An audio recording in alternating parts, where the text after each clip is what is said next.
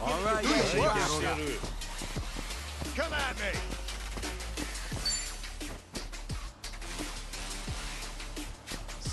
Making fun of me? I don't got all day.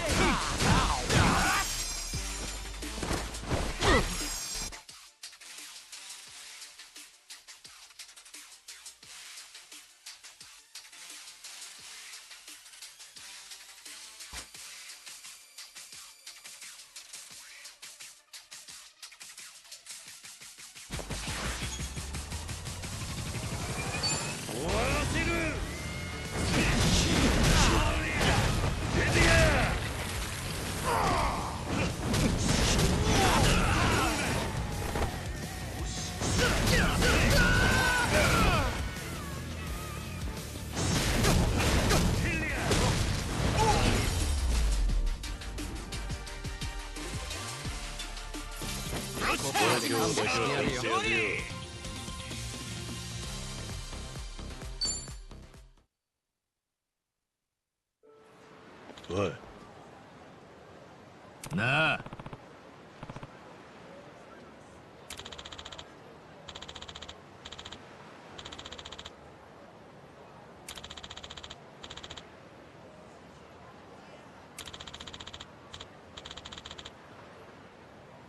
富澤。ああ。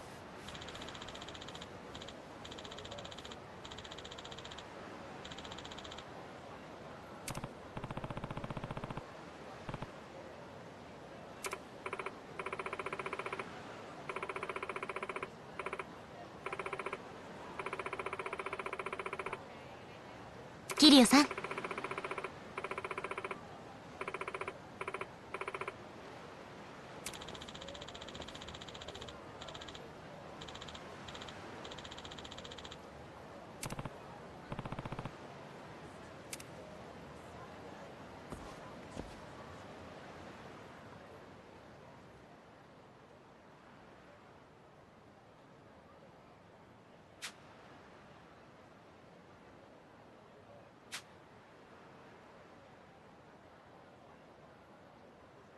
いいコンディションだ。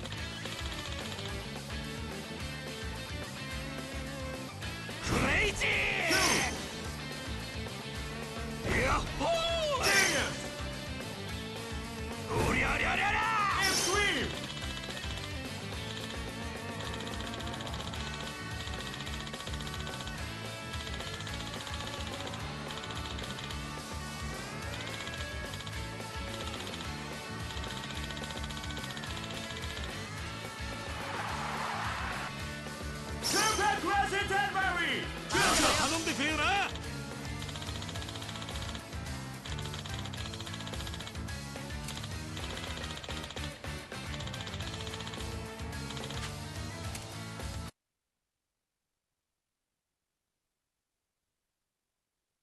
いい感じだな。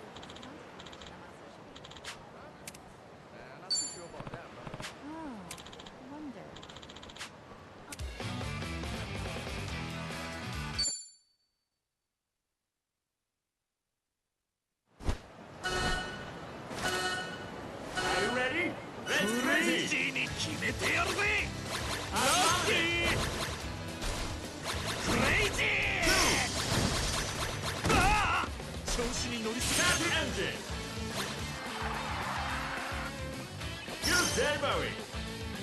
また頼んでくれよな。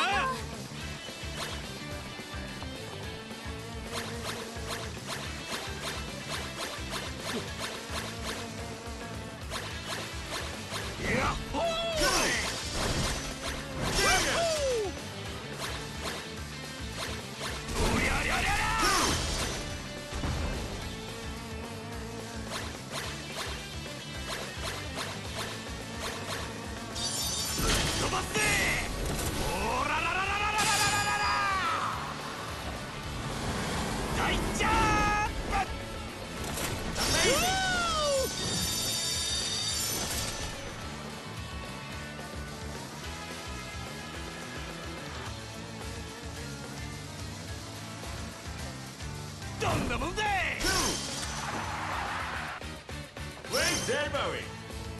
デリバリー完了。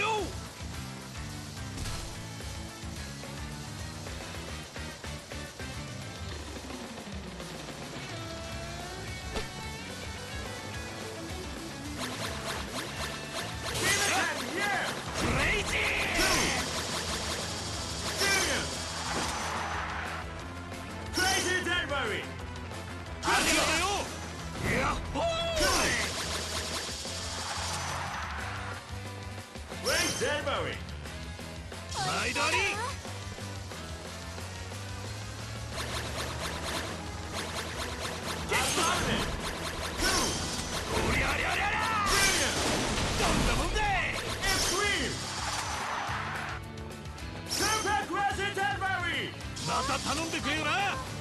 クレイジー。やっほー。しくじったぜ。おりゃりゃりゃりゃ。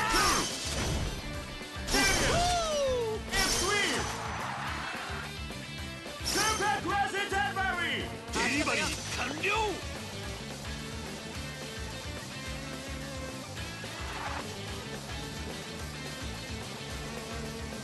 どんなもんだい。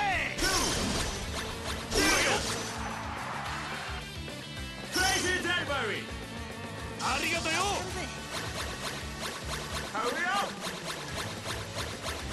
クレイジー。やっほー。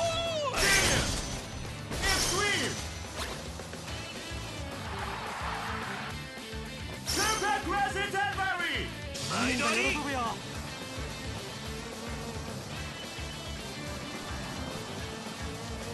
おりゃりゃりゃりゃ。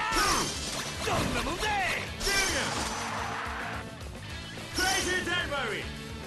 また頼んでくれよな。クレイジー。やっほー。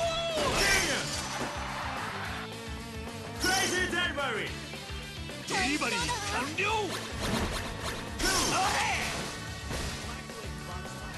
おりゃりゃりゃりゃ。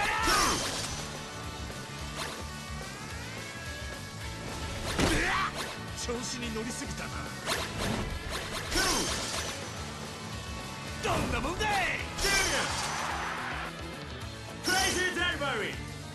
ありがとよ。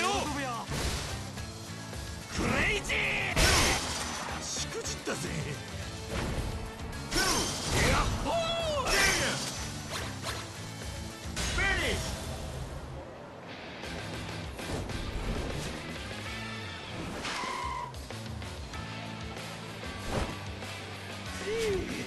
よく働いたな。よし、まあこんなもんだろう。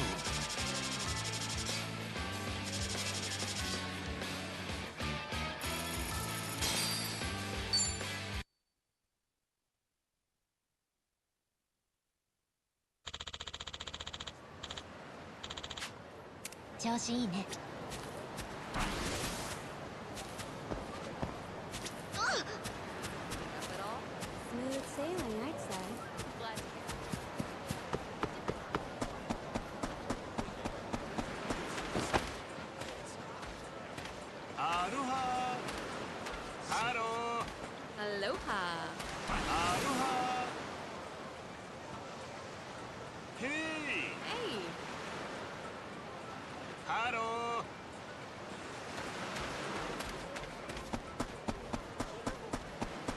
さすがハワイの海、いつ見ても綺麗だな。人泳ぎするか。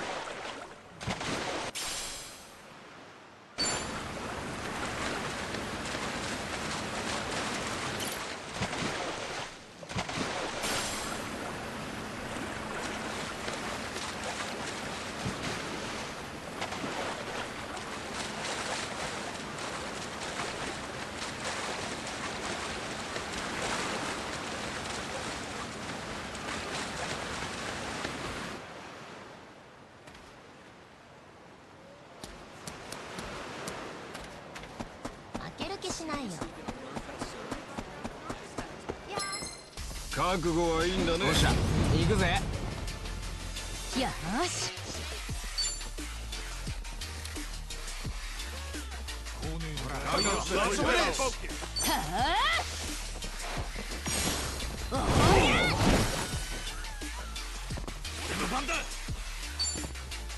相手してあげる。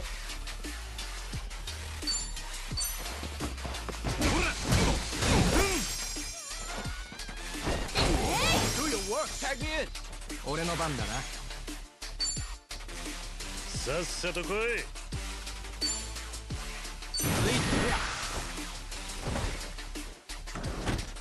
ご乗車ありがとうございます。シートベルトをお締めください。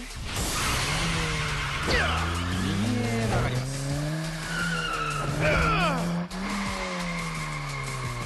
左へ曲がります。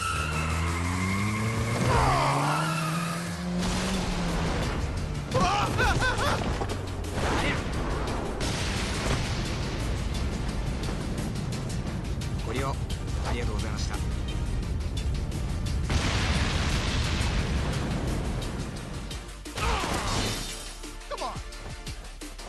くぜ。いつでもどうぞ。寝てろ。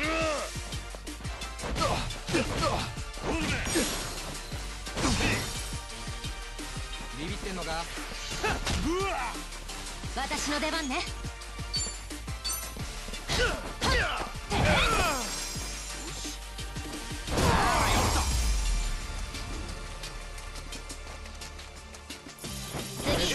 次だろ。調子だぜ。よし。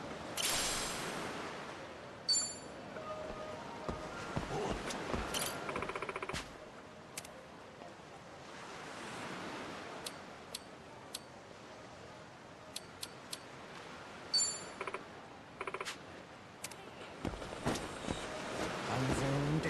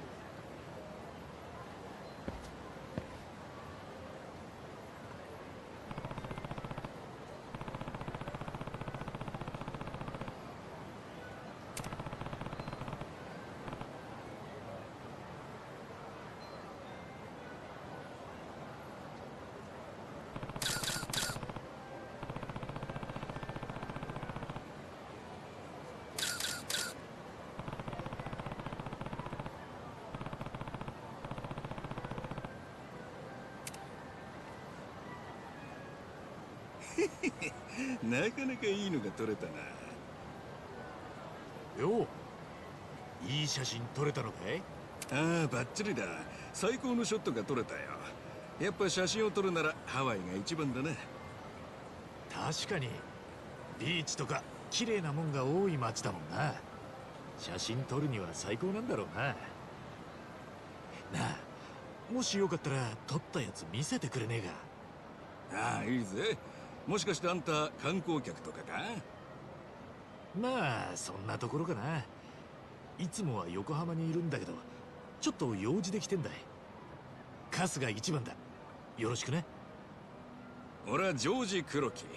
トロリーに乗っていつも写真を撮っているんだ。こちらこそよろしくな、春日ちゃん。さて、写真が見たいんだったな。ほれ、見てみろ。自信作ばかりだ。どれどれ。ど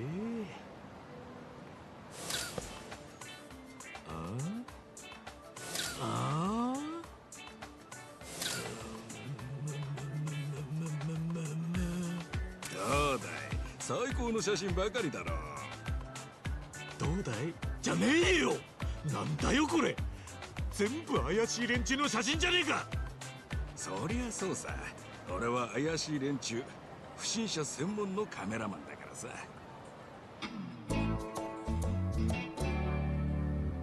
不審者専門のカメラマン？ああ、ハワイってのはもともと開放的な場所だから、調子に乗って悪さをする不審者が多い場所なんだが、最近変な被り物をした不審者がハワイの観光客に嫌がらせをするっていう悪趣味な動画がネットでその動画の真似をして被り物をしてバカなことをする愉快犯みたいな。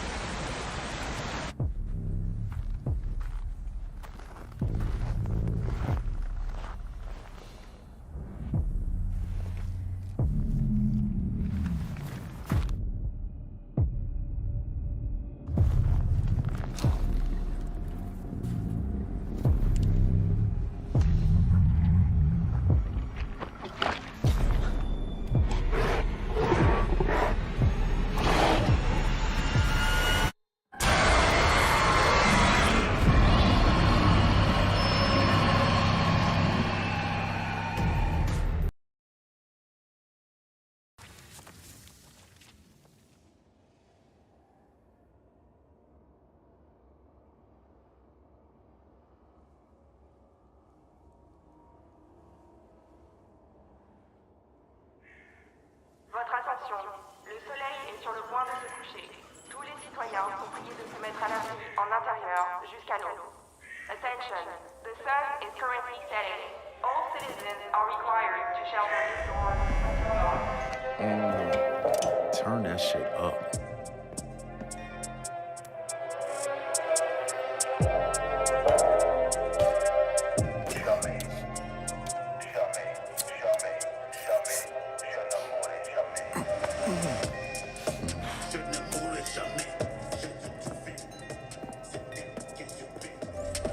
Relax, man. I don't bite.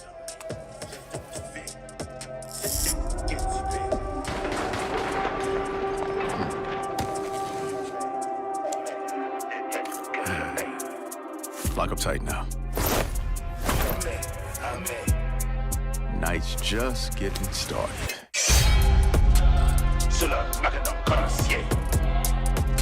Je traque le code comme un braconnier.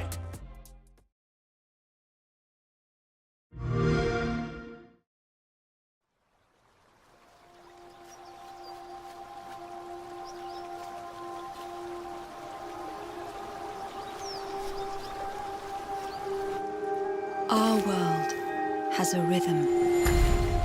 We all sense it. But only a few truly feel it. It is found in the smallest moments. In every step of a perilous journey. In the symmetry of ritual.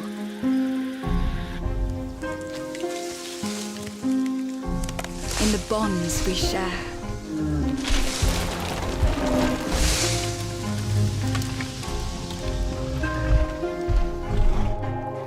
And in moments of stillness.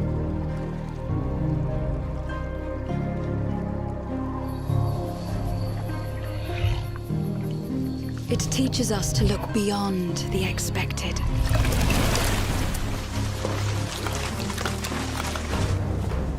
To be a light in dark places. To seek answers.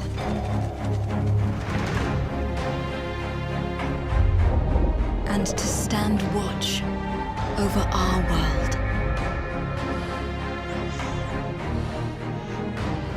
Our world has a rhythm.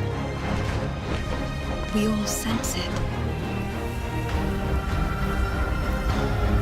But only a few truly feel it.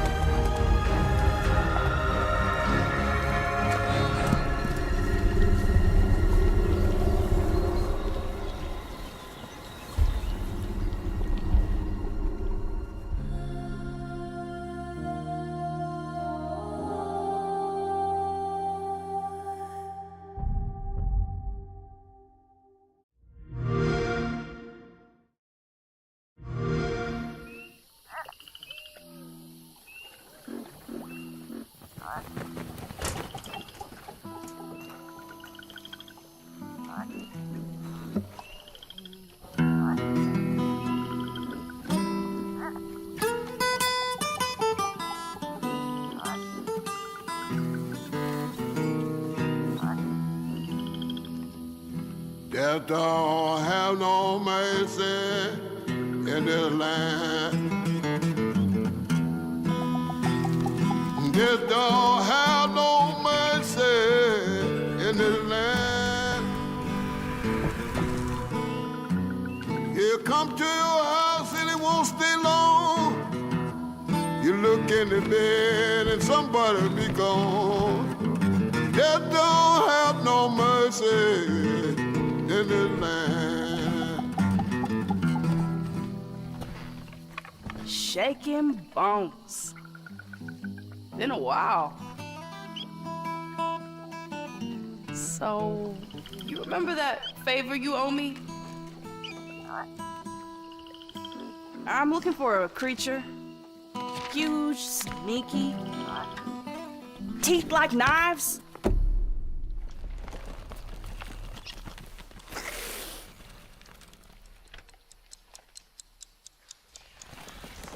No?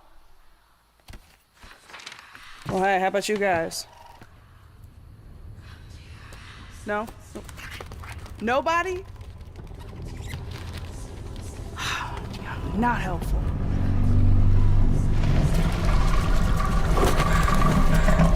Mm-hmm. Sneaky.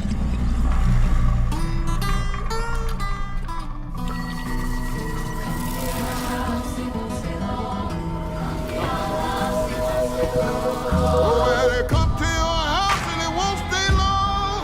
Well, you look in the bed and somebody'll be gone.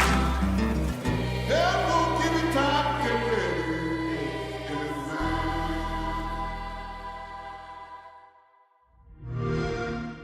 Play it day one with Game Pass.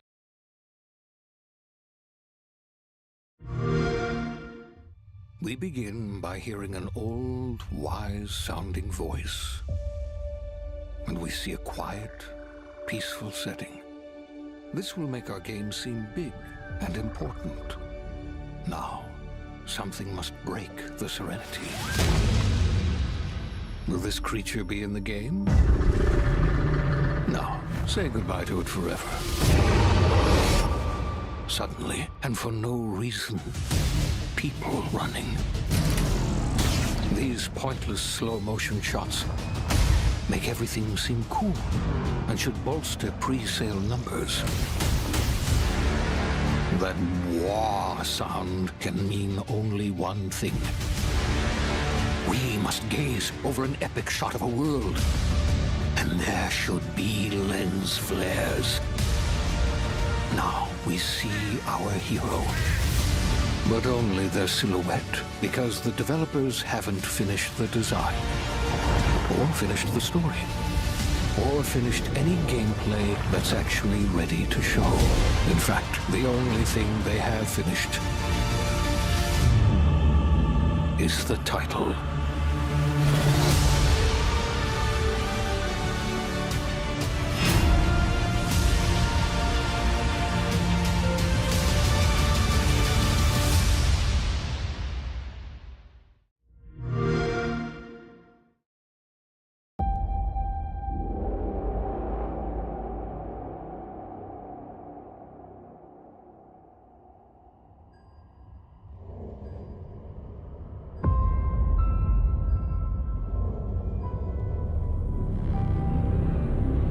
I remember when everything changed.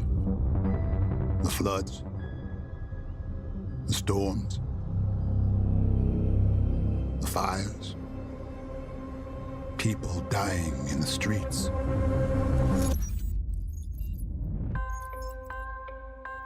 The corporations gave us solutions. A better world.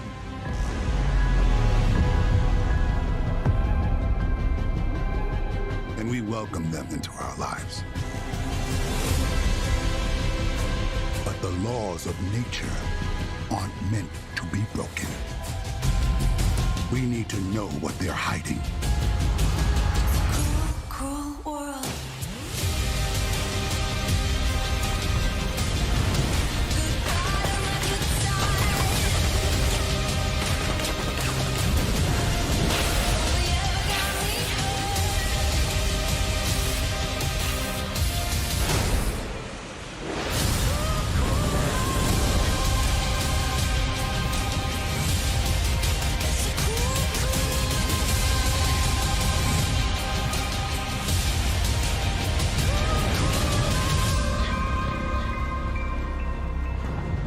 Did you find the answers you were looking for, Agent Dark?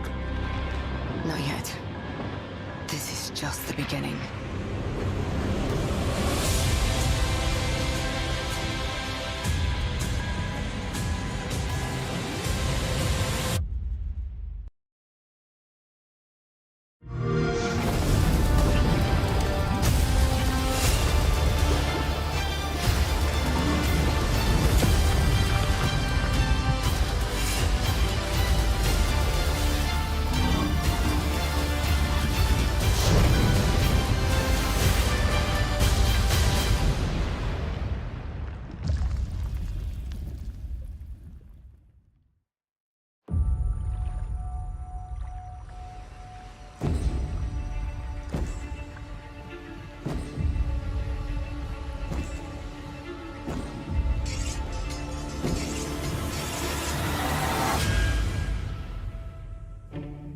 People don't like you very much, do they?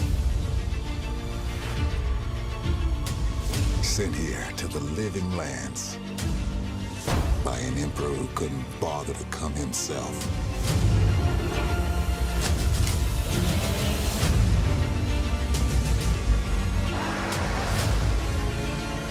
To investigate some plague that seems to be corrupting our very souls. You want us to trust you. But the truth is, you scare us.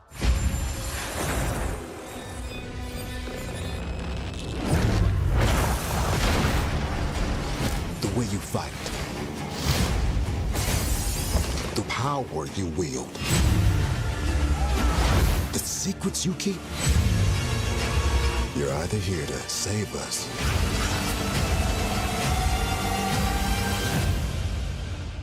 destroy us.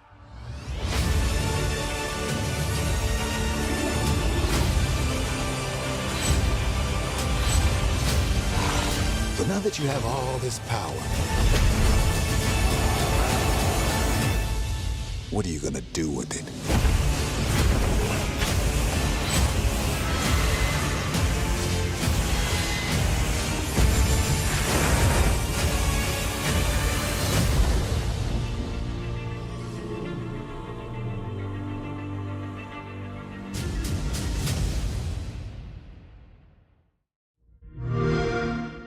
Play it day one with Game Pass.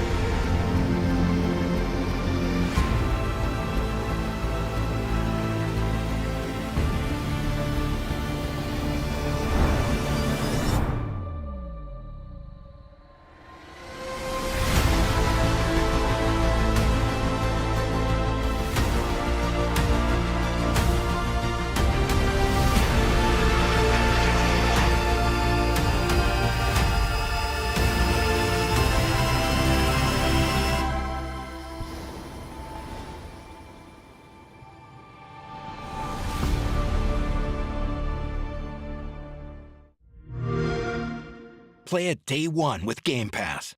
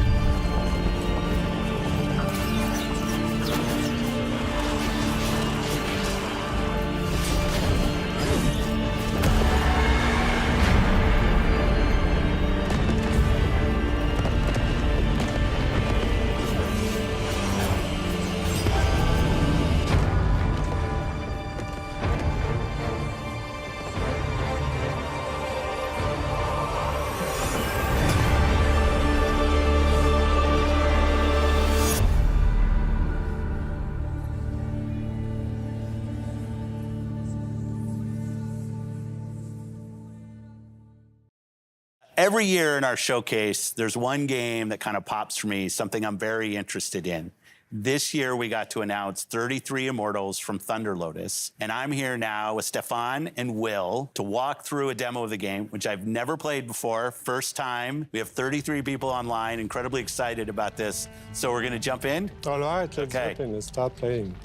33 Immortals is a co-op action roguelike for 33 players. You play a damned soul who must rebel against God's final judgment. So there are 3 of us here today on stage, 3 upstairs, and 27 people joining us from Montreal in the studio. Hi, everyone. And we are ready. That's us. Everybody's spawning in. That's us. This is 33-player multiplayer. Yeah. Not a normal number of characters for a multiplayer game. Yeah. How did you come up with 33 players? We were searching for a significant number where we can all play on the screen. Yeah. We stayed together on the screen, so 33 felt good. 32 felt good. But as the game is inspired by the Divine Comedy, the medieval poem from Dante Alighieri, written in the 14th century. And this poem has 3 sections: Inferno, Purgatorio, Paradiso. Each section has 33 chapters. And so we say, oh, let's do 33 players. I love it. 33 Immortals. Man, I love what you said, Will, that when you guys started this game, there weren't even 33 people at the studio, so you didn't have enough people in the studio to fill out the full roster of the game. Yeah. It's just such an awesome point. It's a challenge. It's a challenge when you're trying to do that. I love it. Okay, so no 2 runs are the same. We're actually spawning in a different position, a different situation. We are in the cemetery. If you hold the left trigger, the world map is going to show up. And we can see that we are 33 right now, actually, in Inferno, but we are scattered around the world. Oh, we're not all in the same place. Yeah, because we all have to complete torture chambers. Got it. To make the game progress. Okay. And we are located at the southwest of Inferno. Yeah. And so the closest torture chambers is to the east. Okay. So let's go there. Got it. Okay, let's continue down south towards the first torture chambers. This one, I have a good feeling for it. The soundtrack, what's going on? The music's kind of cool. Thank you. This is Max LL, who's actually done the music on all of our games. And you're in Montreal? We are in Montreal, yes. Close to one of our XGS studios in Compulsion. Yes. It's also in Showcase. Yes. I love the community of game creators in Montreal. Absolutely. It's always important to be well surrounded and all that. So we didn't talk about your first game, Spiritfarer. Yeah. I thought it was fantastic. Thank you. Yeah. It was great. Now, as you can see, this is not Spiritfarer. No, but like, how do you think about that from a studio standpoint, having such, I mean, I would say they're stylized games, but outside of that, very different games. We're not worried about, genre. Our goal is really to just try and make unique, immersive, creative experiences that players love and that they want to play for. Awesome, I love that. Yeah. This guy is getting out of my comfort zone sometimes. Okay. All right. What do we do? So we have completed a torture chamber, so we have achieved a first step in... I got left behind. That's what you're saying. Defying God, yeah. Oh, they're back on us. Whoa. Well, we gotta face the wrath of God. Careful. Oh, no. Dash. Run away. Oh, I can't. I have like 0 health. New torture. No, I gotta get out of here. Where are you? Well, why weren't they in the torture chamber trying to help us? Okay. Okay, these range... God is getting angry. Yeah. Whoa. We're getting hammered right now. Okay. Come on. Okay, here's a guy. Can you revive me? Yeah. Just stop moving. That's good. One up. Yeah, I'm up. Okay. Whoa. Thank you. Oh, no. Run. This is the holy fire. What is this? One holy fire. One nurse. Now we're in holy fire? Yeah. The wrath of God. Okay, I'm ahead of it. Okay, so we unlock the Ascension battle. So that's the last battle. Here, can we get this? Can people jump in my heels? Yeah. I'm in. Oh. I tried to do the heal. Don't mind me, the wandering soul. Save me, please. I'm like a zombie. Maybe someone... Did I mention I'd never played before?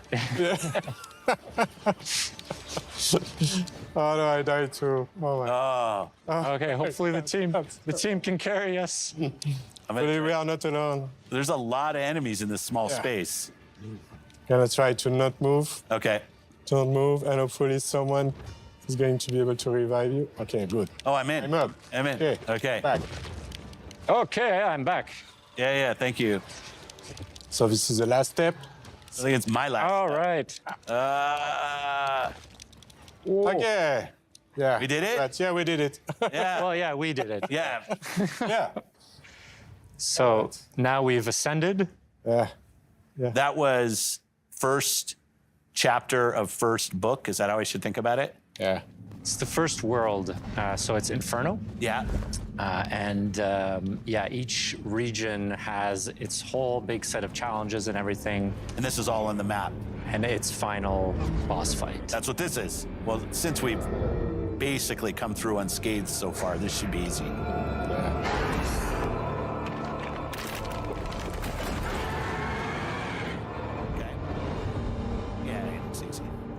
You saved us from having to kill the final boss. Yeah. It's a bit of a tease. I like it. I like it. Well, best of luck to you and the team and everything that's going on. Can't wait for this game to come out. I won't ask for the date because I know that's unfair. But it was great to have in the show and great for you to come down and we got the opportunity to play. So thank you for that. Thank you so much. Thank you so much for having us. Thanks for watching Showcase Extended. I love these opportunities to show more about everything that you saw in the showcase itself. Thanks to everybody that supported us, and have a great week. Thanks, everybody.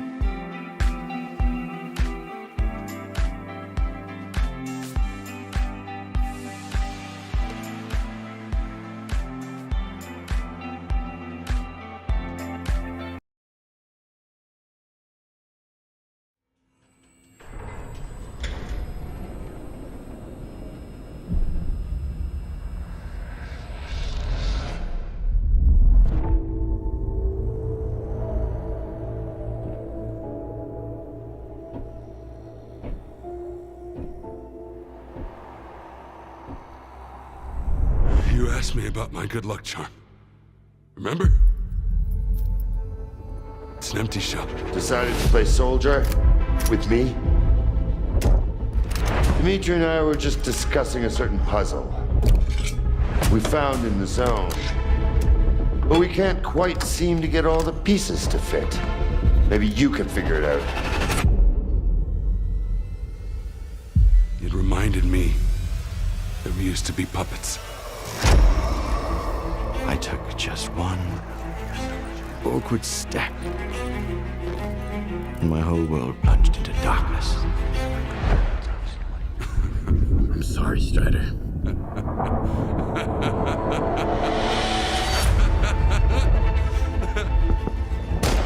That was the day the psi fields were turned off.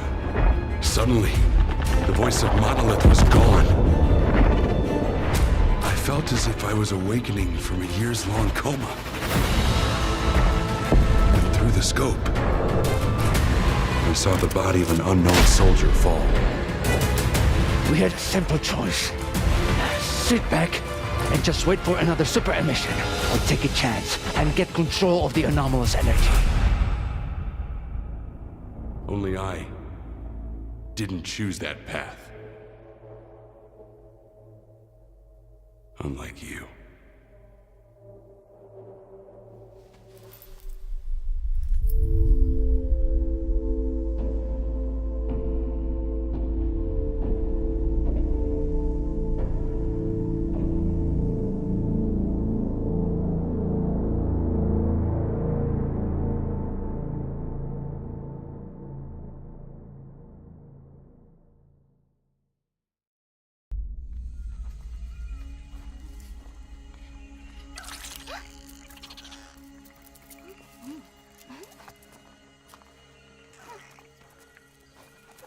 It's time to go.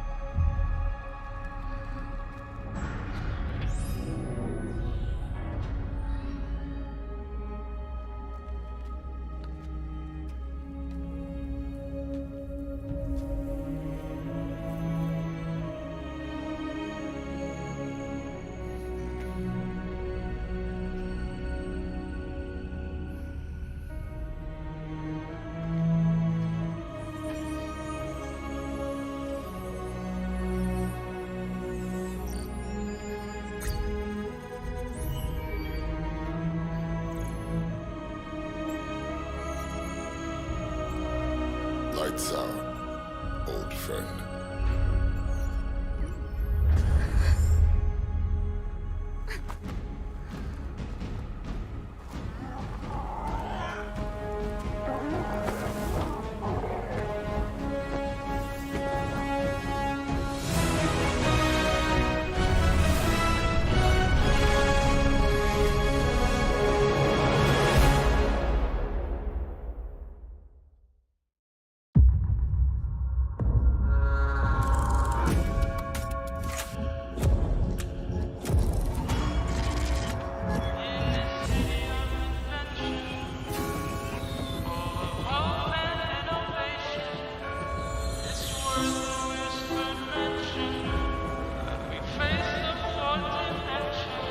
This city is a miracle of progress.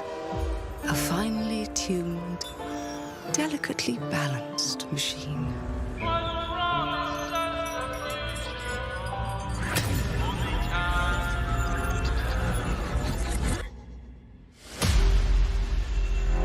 But it only takes one rebellious little gear to ruin everything. If you resist my rule,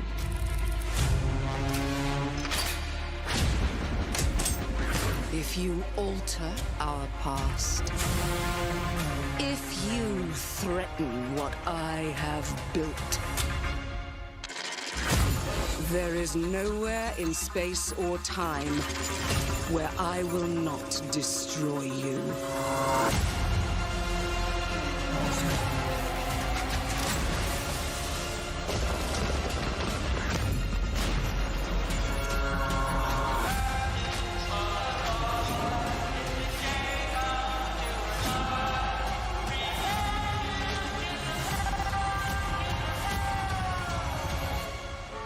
Oh no. What did I do? Any last words before my friend puts one in your scalp?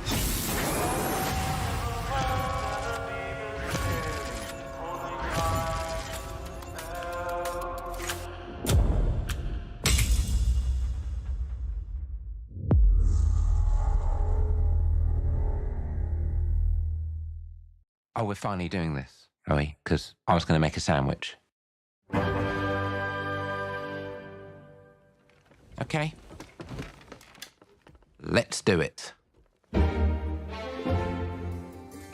What do I think about heroes? Well, we've all seen them, haven't we? Swanning about the place with their disproportionately high cheekbones and comically massive weapons. Wanker. Roughing up bandits, because they like to rough up bandits, don't they? Living it up with the common folk every single night. On a day-to-day basis, I'd say the true hero is me, someone who's breaking new ground with fruit, with veg, on the agricultural side of things. Just look at them.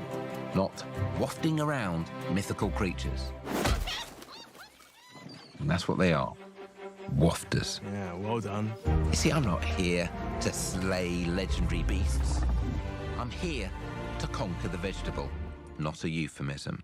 Let's face it, the age of heroes is over. This is the age of innovation.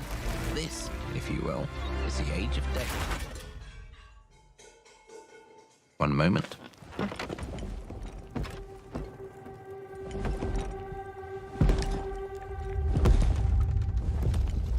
This is awkward. Yeah.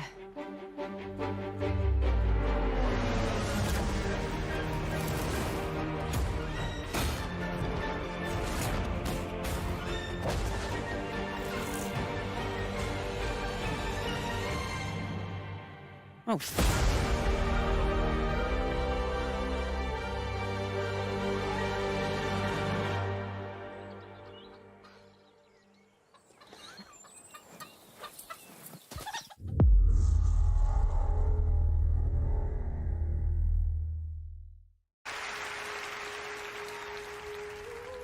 I've dreamt of this. This place of fear and fury. Do you hear it? The heartbeat of the lost ones.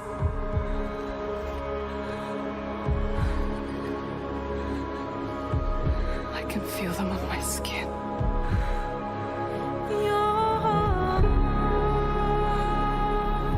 Each death, inked in blood.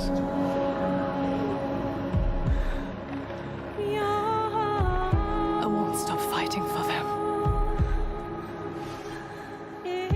Until the very last beat fades away.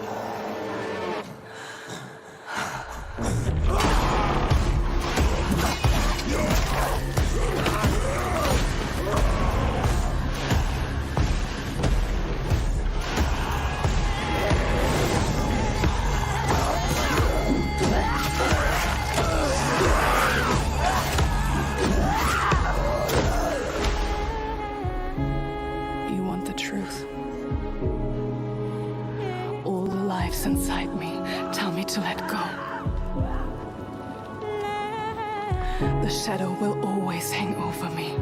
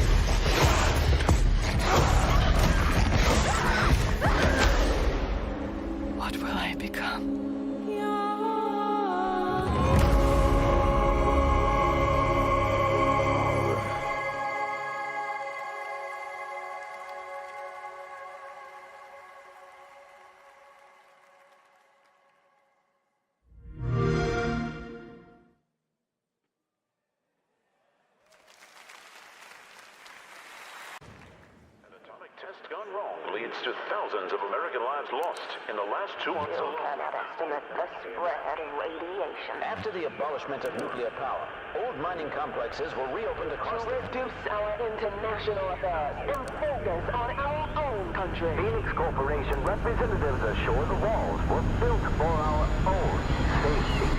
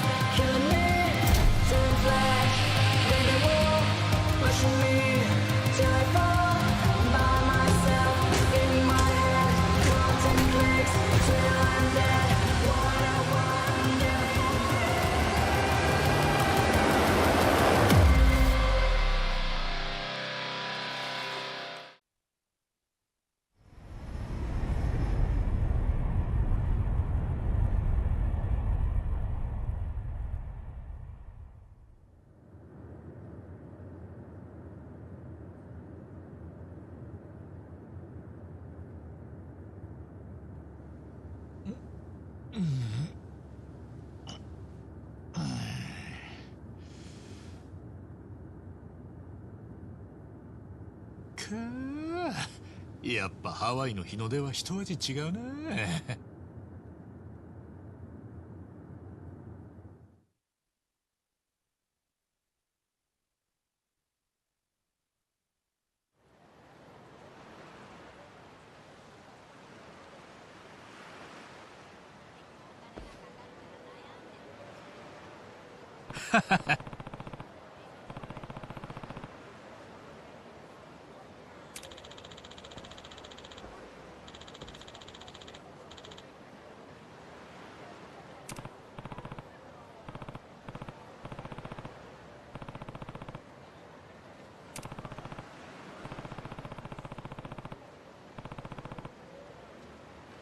任せろ。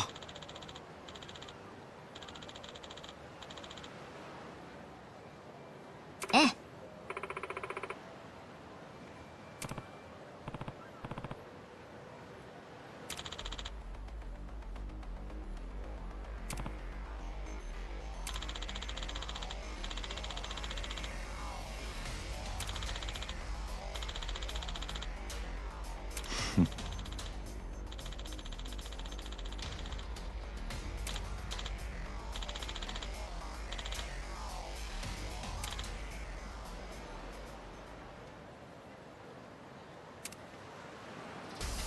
Wipe that look off your mug! どうした？行くぜ。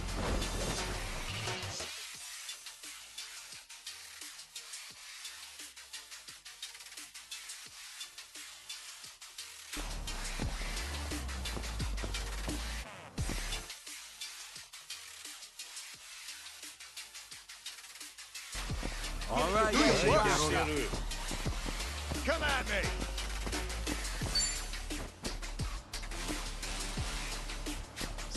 Making fun of me? Come on. I don't got all day.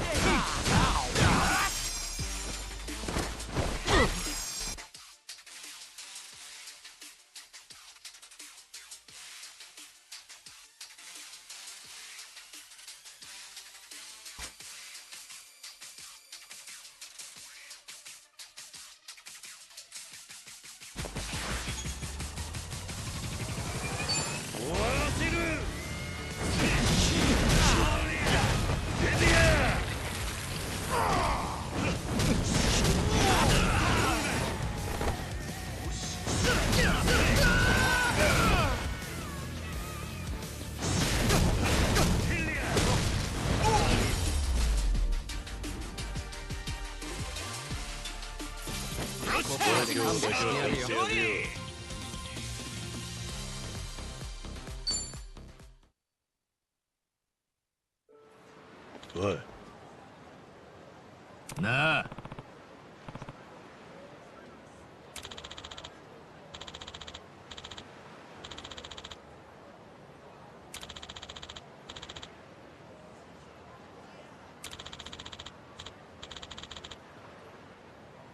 富澤。ああ。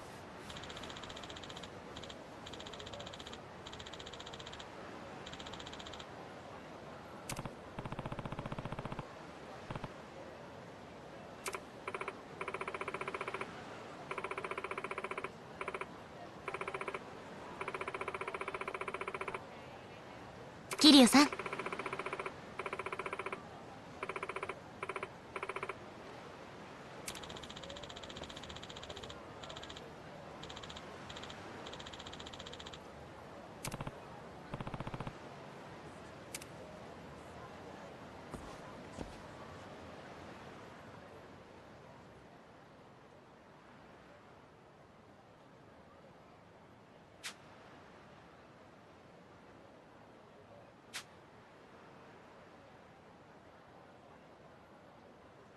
いいコンディションだ。Gotta tell me how things are going with the new boy toy. It's all right, I guess. Glad to hear. In any.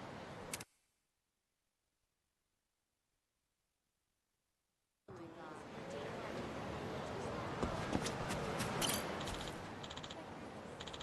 Okay, straight down this road.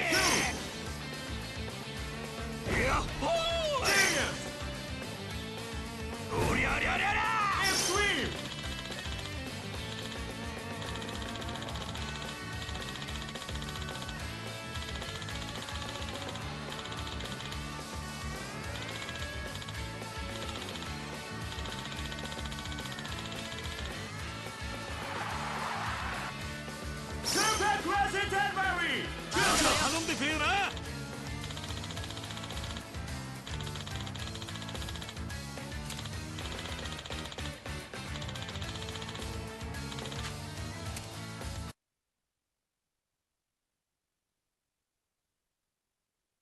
いい感じだな。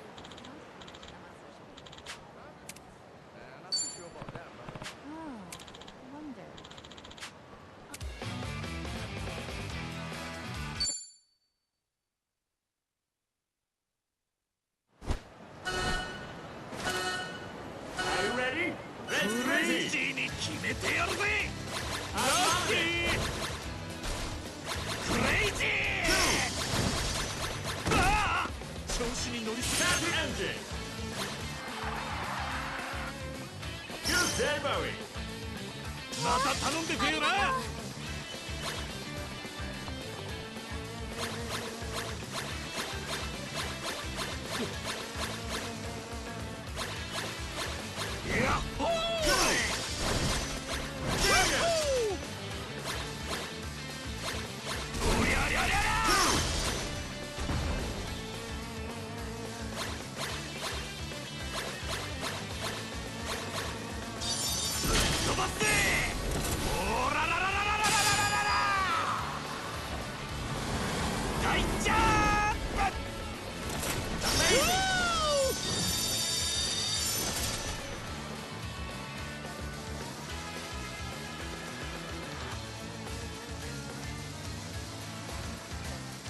どんなもんだい。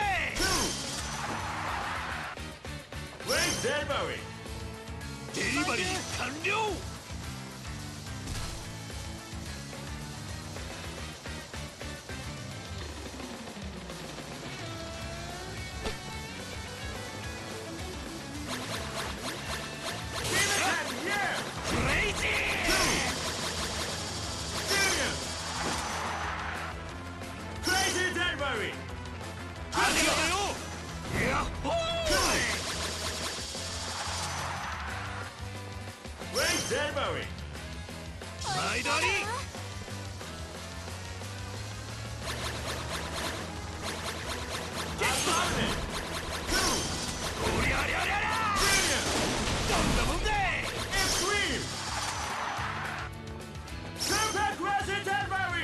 また頼んでくれよな。クレイジー。やっほー。しくじったぜ。おりゃりゃりゃりゃ。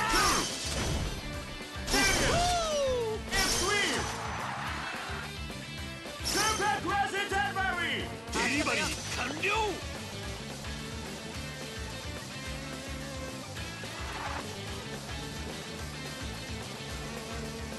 どんなもんだい。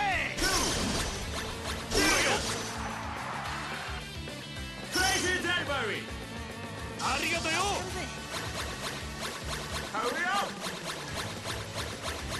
クレイジー。やっほー。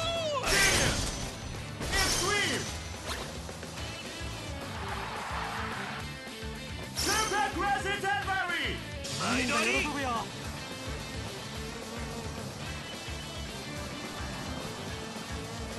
おりゃりゃりゃりゃ。どんなもんだい。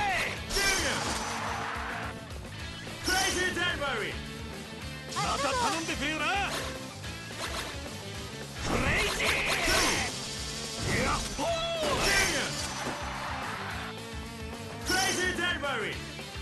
デリバリー完了。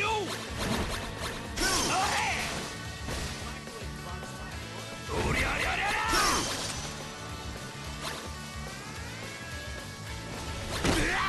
調子に乗りすぎたな。どんなもんだい。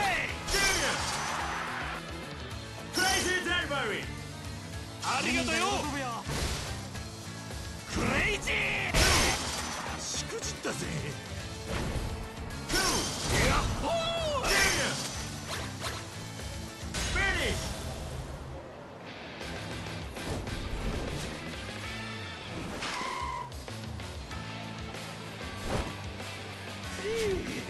よく働いたな。よ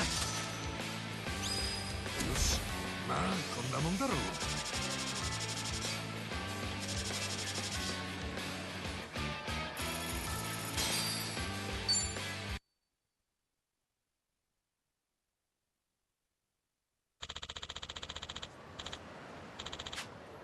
調子いいね。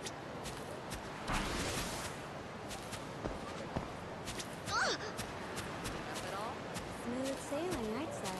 Glad to hear.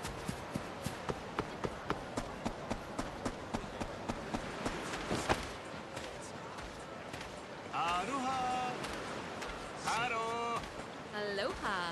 アロハヘイ Hey. ハロー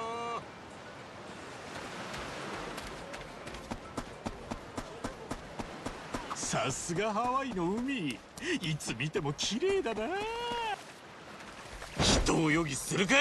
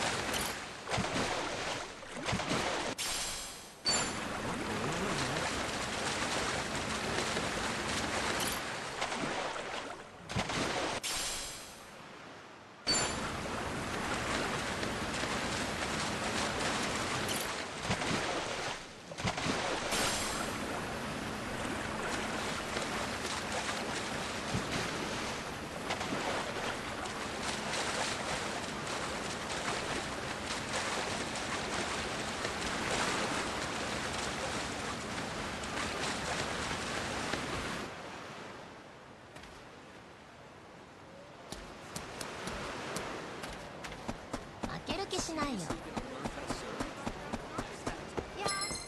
覚悟はいいんだね。よっしゃ行くぜ。よーし。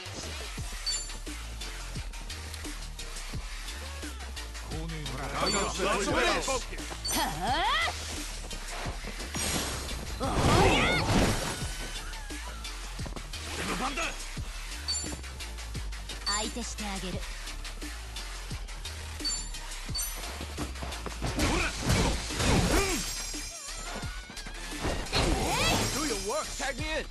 俺の番だな。さっさと来い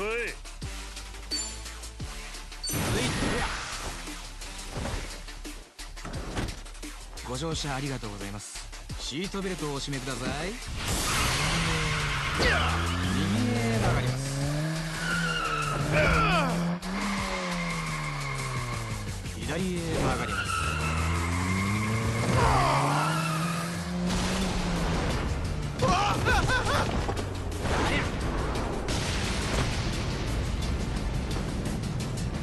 ご利用ありがとうございました。行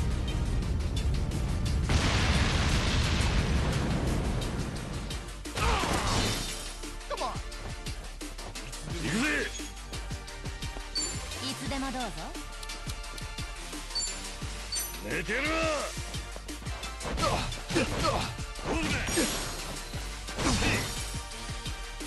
ビビってんのか。私の出番ね。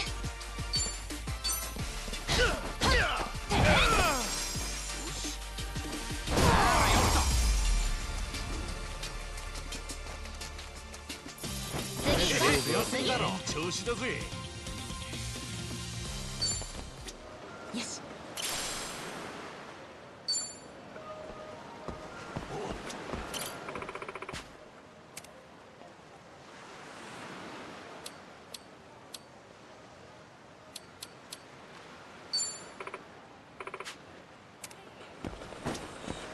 安全運転。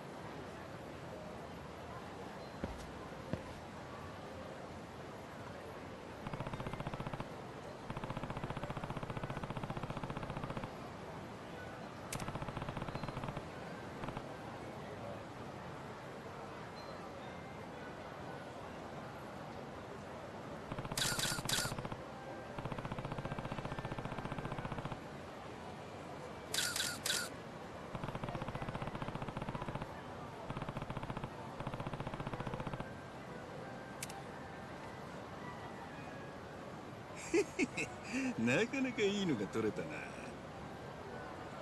よう、いい写真撮れたのかい？ああ、バッチリだ。最高のショットが撮れたよ。やっぱ写真を撮るならハワイが一番だな。確かにビーチとか綺麗なもんが多い街だもんな。写真撮るには最高なんだろうな。なあ、もしよかったら撮ったやつ見せてくれねえか？ああ、いいぜ。もしかしてあんた観光客とかか？まあそんなところかな。いつもは横浜にいるんだけど、ちょっと用事で来てんだい。春日一番だ。よろしくね。俺はジョージ・黒木。トロリーに乗っていつも写真を撮っているんだ。こちらこそよろしくな、春日ちゃん。さて、写真が見たいんだったな。ほれ、見てみろ。自信作ばかりだ。どれどれ。ど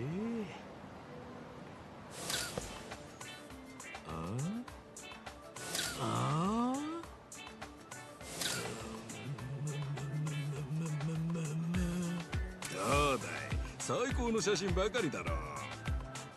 どうだいじゃねえよ。なんだよこれ。全部怪しい連中の写真じゃねえか。そりゃそうさ。俺は怪しい連中、不審者専門のカメラマンだからさ。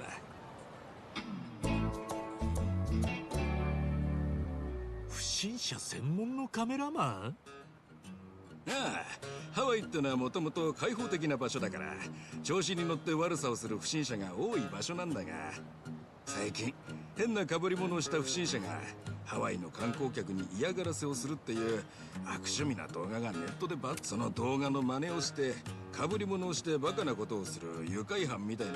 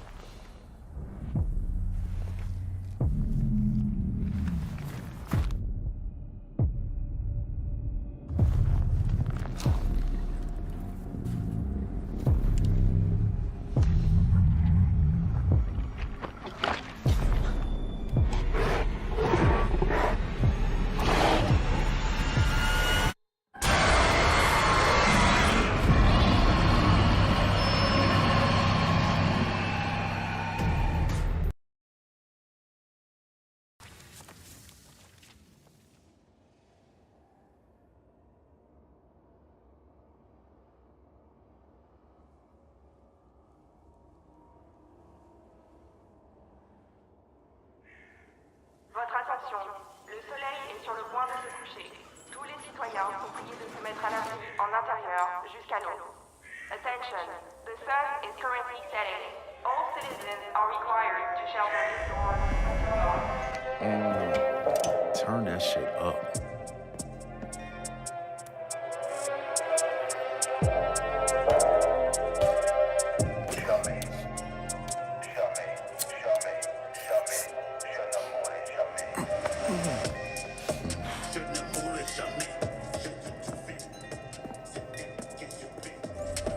Relax, man. I don't bite.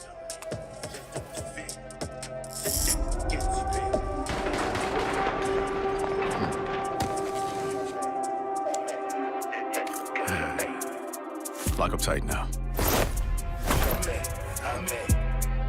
Night's just getting started.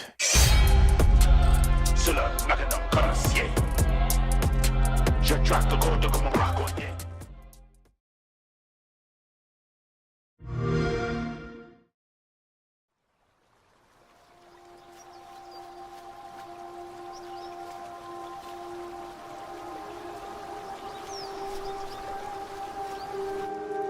Our world has a rhythm. We all sense it. But only a few truly feel it. It is found in the smallest moments. In every step of a perilous journey. In the symmetry of ritual.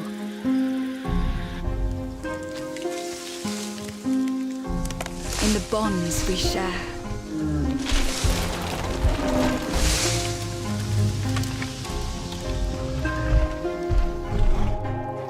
And in moments of stillness.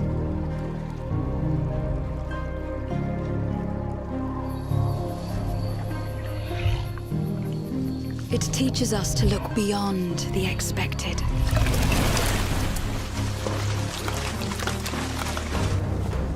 To be a light in dark places. To seek answers.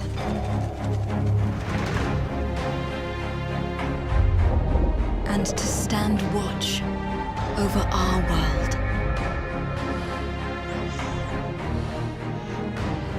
Our world has a rhythm. We all sense it.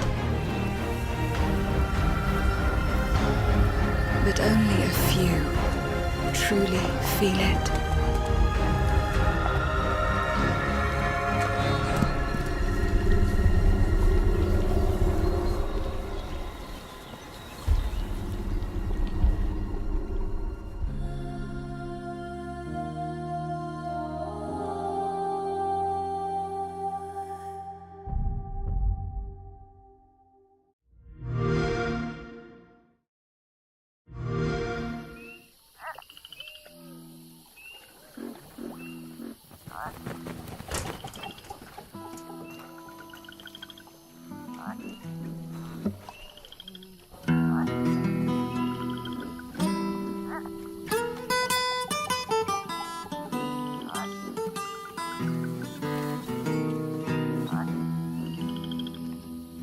Death don't have no mercy in this land.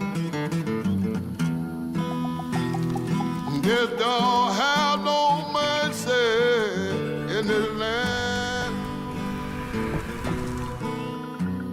You come to your house and it won't stay long. You look in the bed and somebody be gone. Death don't have no mercy in this land. Shaking bones. Been a while. So, you remember that favor you owe me? I'm looking for a creature.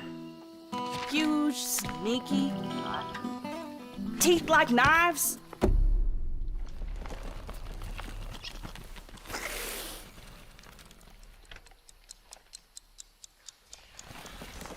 No? Well, hey, how about you guys? No? Nobody? Not helpful.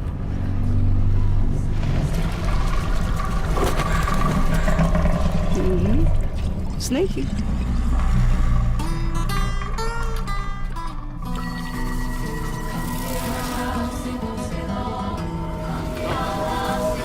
Well, they come to your house and it won't stay long. Well, you look in the bed and somebody'll be gone. They'll go give you time to get ready.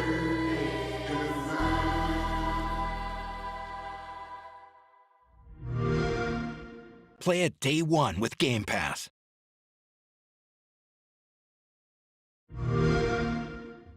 We begin by hearing an old, wise-sounding voice. And we see a quiet, peaceful setting. This will make our game seem big and important. Now, something must break the serenity. Will this creature be in the game? No. say goodbye to it forever. Suddenly, and for no reason, people running. These pointless slow-motion shots make everything seem cool and should bolster pre-sale numbers. That wah sound can mean only one thing. We must gaze over an epic shot of a world, and there should be lens flares. Now we see our hero, but only their silhouette, because the developers haven't finished the design, or finished the story, or finished any gameplay that's actually ready to show. In fact, the only thing they have finished is the title.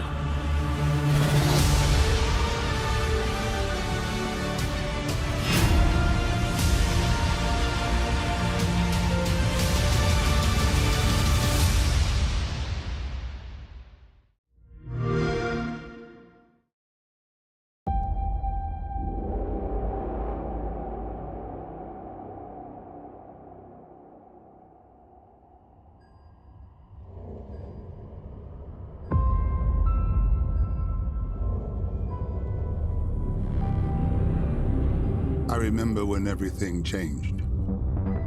The floods, the storms, the fires, people dying in the streets.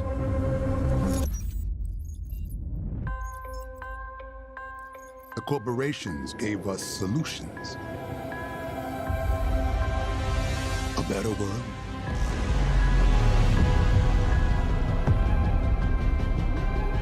And we welcome them into our lives. But the laws of nature aren't meant to be broken. We need to know what they're hiding. Cruel world.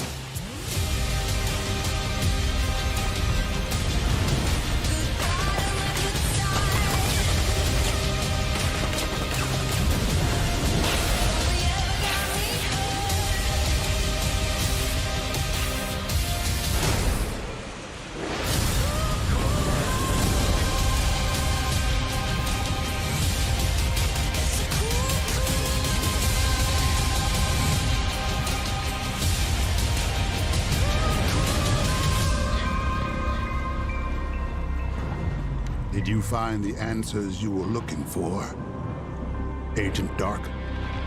Not yet. This is just the beginning.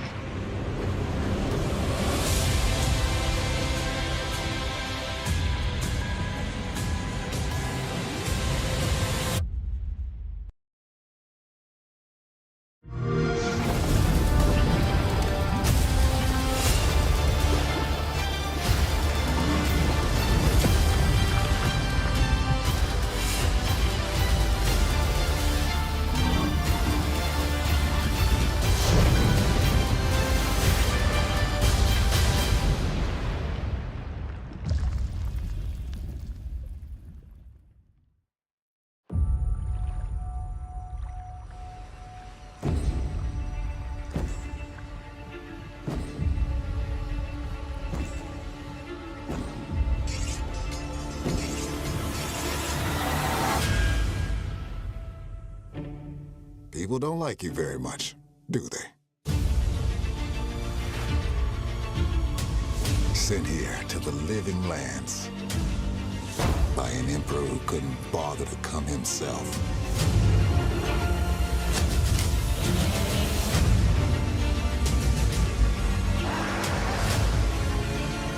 To investigate some plague that seems to be corrupting our very souls. You want us to trust you. But the truth is, you scare us.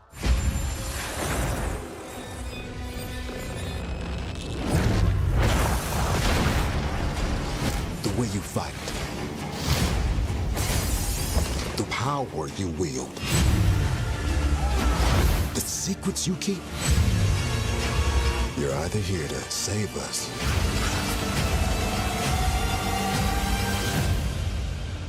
or destroy us.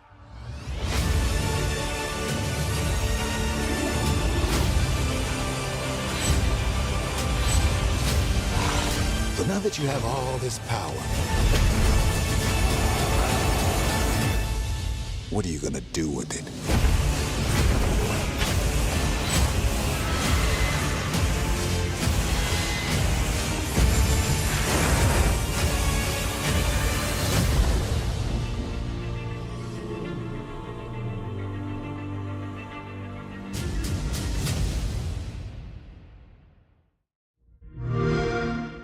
Play it day one with Game Pass.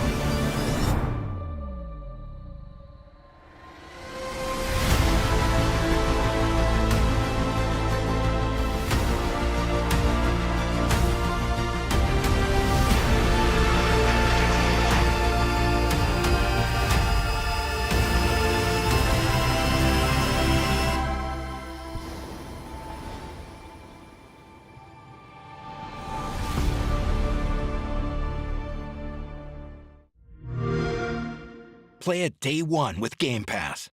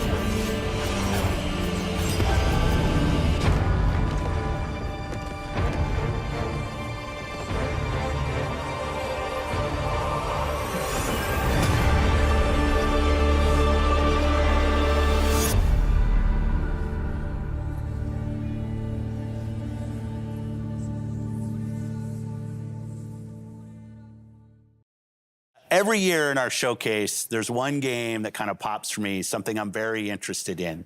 This year, we got to announce 33 Immortals from Thunder Lotus. And I'm here now with Stefan and Will to walk through a demo of the game, which I've never played before. First time. We have 33 people online, incredibly excited about this. So we're going to jump in? All right, let's jump in and start playing. 33 Immortals is a co-op action roguelike for 33 players. You play a damned soul who must rebel against God's final judgment. So there are 3 of us here today on stage, 3 upstairs, and 27 people joining us from Montreal in the studio. Hi, everyone. And we are ready. That's us. Everybody's spawning in. That's us. This is 33-player multiplayer. Yeah. Not a normal number of characters for a multiplayer game. Yeah. How did you come up with 33 players? We were searching for a significant number where we can all play on the screen. Yeah. We stayed together on the screen, so 33 felt good. 32 felt good. But as the game is inspired by the Divine Comedy, the medieval poem from Dante Alighieri, written in the 14th century. And this poem has 3 sections: Inferno, Purgatorio, Paradiso. Each section has 33 chapters. And so we say, oh, let's do 33 players. I love it. 33 Immortals. Man, I love what you said, Will, that when you guys started this game, there weren't even 33 people at the studio, so you didn't have enough people in the studio to fill out the full roster of the game. Yeah. It's just such an awesome point. It's a challenge. It's a challenge when you're trying to do that. I love it. Okay, so no 2 runs are the same. We're actually spawning in a different position, a different situation. We are in the cemetery. If you hold the left trigger, the world map is going to show up. And we can see that we are 33 right now, actually, in Inferno, but we are scattered around the world. Oh, we're not all in the same place. Yeah, because we all have to complete torture chambers. Got it. To make the game progress. Okay. And we are located at the southwest of Inferno. Yeah. And so the closest torture chambers is to the east. Okay. So let's go there. Got it. Okay, let's continue down south towards the first torture chambers. This one, I have a good feeling for it. The soundtrack, what's going on? The music's kind of cool. Thank you. This is Max LL, who's actually done the music on all of our games. And you're in Montreal? We are in Montreal, yes. Close to one of our XGS studios in Compulsion. Yes. It's also in Showcase. Yes. I love the community of game creators in Montreal. Absolutely. It's always important to be well surrounded and all that. So we didn't talk about your first game, Spiritfarer. Yeah. I thought it was fantastic. Thank you. Yeah. It was great. Now, as you can see, this is not Spiritfarer. No, but like, how do you think about that from a studio standpoint, having such, I mean, I would say they're stylized games, but outside of that, very different games. We're not worried about, genre. Our goal is really to just try and make unique, immersive, creative experiences that players love and that they want to play for. Awesome, I love that. Yeah. This guy who's getting out of my comfort zone sometimes. Okay. All right. What do we do? So we have completed a torture chamber, so we have achieved a first step in... I got left behind, is what you're saying. God, yeah. Oh, they're back on us. Whoa. Well, we gotta face the wrath of God. Careful. Oh, no. Dash. Run away. Oh, I can't. I have like 0 health. New torture. No, I gotta get out of here. Where are you? Well, why weren't they in the torture chamber trying to help us? Okay. Okay, these range... God is getting angry. Yeah. Whoa. We're getting hammered right now. Okay. Come on. Okay, here's a guy. Can you revive me? Yeah. Just stop moving. That's good. One up. Yeah, I'm up. Okay. Oh. Thank you. Oh, no. Run. This is the holy fire. What is this? One holy fire. One nurse. Now we're in holy fire? Yeah. The wrath of God. Okay, I'm ahead of it. Okay, so we unlock the Ascension battle. So that's the last battle. Here, can we get this? Can people jump in my heels? Yeah. I'm in. Oh. I tried to do the heal. Don't mind me, the wandering soul. Save me, please. I'm like a zombie.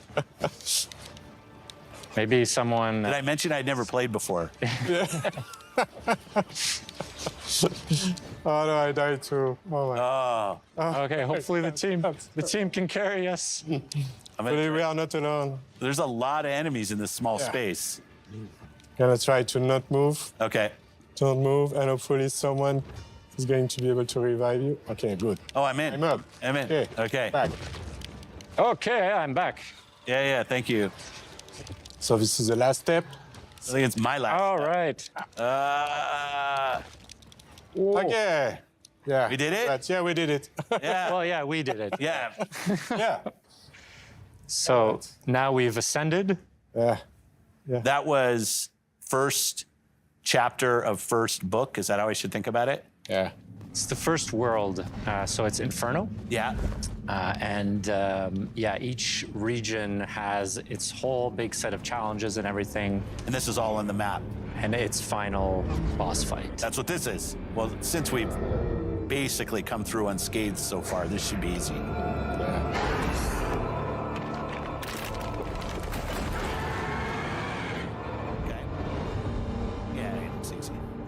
You saved us from having to kill the final boss. Yeah. It's a bit of a tease. I like it. I like it.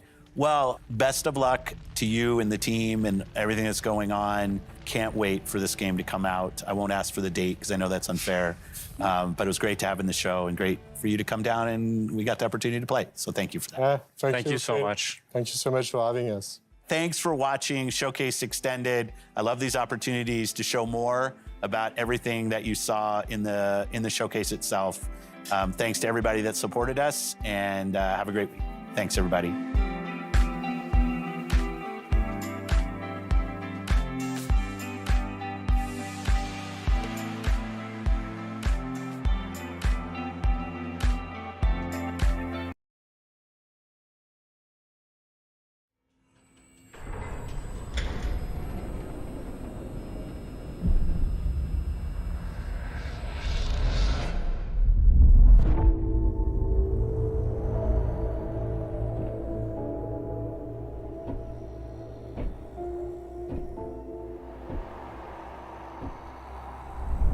You asked me about my good luck charm. Remember? It's an empty shell. Decided to play soldier with me? Dimitri and I were just discussing a certain puzzle we found in the zone. But we can't quite seem to get all the pieces to fit. Maybe you can figure it out. It reminded me that we used to be puppets. I took just one awkward step, and my whole world plunged into darkness. I'm sorry, Strider.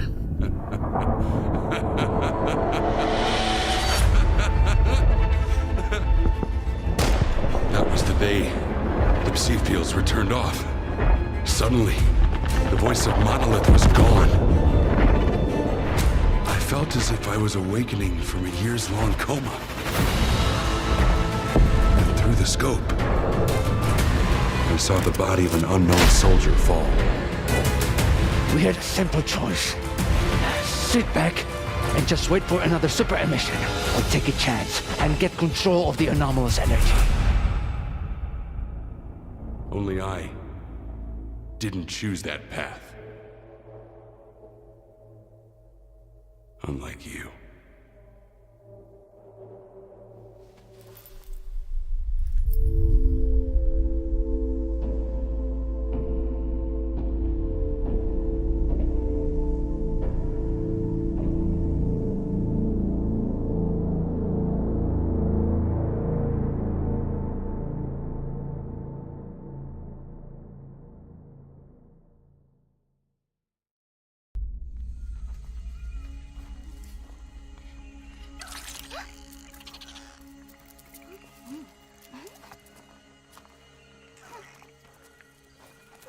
It's time to go.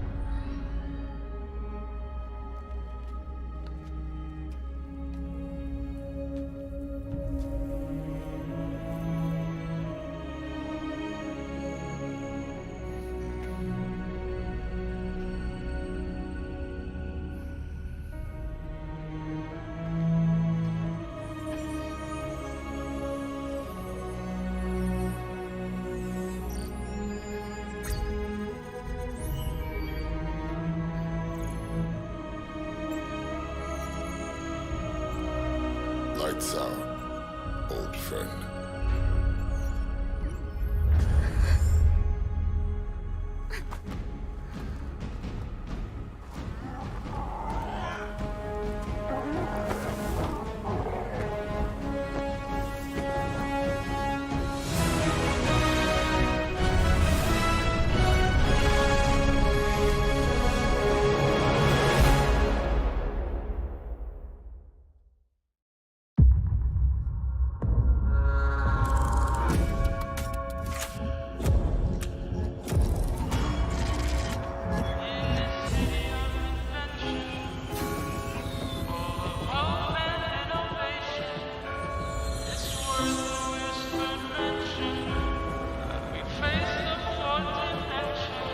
This city is a miracle of progress.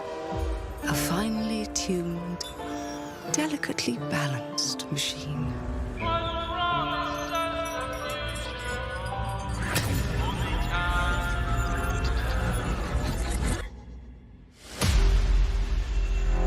But it only takes one rebellious little gear to ruin everything. If you resist my rule,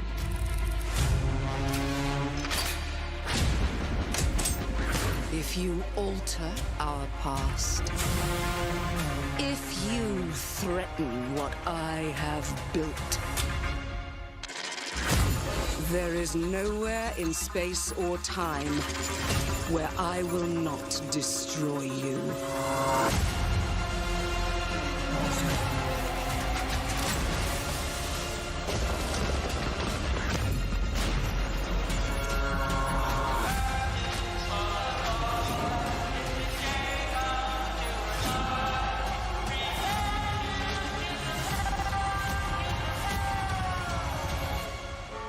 Oh no. What did I do? Any last words before my friend puts one in your scalp?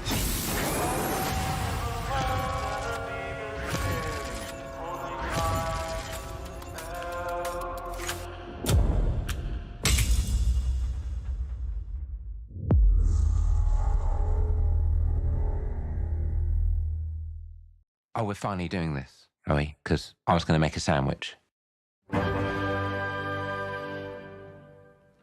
Okay. Let's do it. What do I think about heroes? Well, we've all seen them, haven't we? Swanning about the place with their disproportionately high cheekbones and comically massive weapons. Wanker. Roughing up bandits, because they like to rough up bandits, don't they? Living it up with the common folk every single night. On a day-to-day basis, I'd say the true hero is me, someone who's breaking new ground with fruit, with veg, on the agricultural side of things. Just look at them. Not wafting around mythical creatures. And that's what they are. Wafters. Yeah, well done. You see, I'm not here to slay legendary beasts. I'm here to conquer the vegetable, not a euphemism. Let's face it, the age of heroes is over. This is the age of innovation. This, if you will, is the age of death. One moment.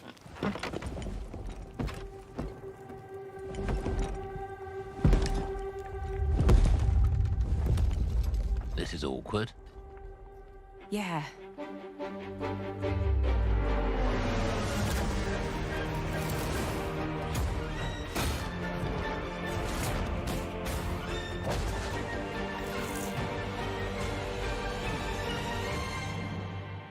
Oh.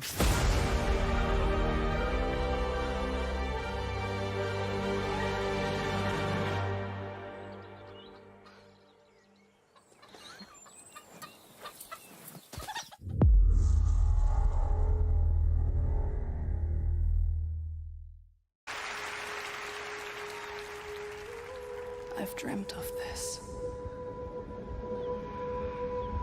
This place of fear and fury. Do you hear it?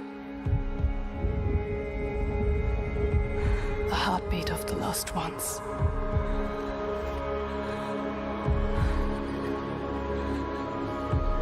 I can feel them on my skin.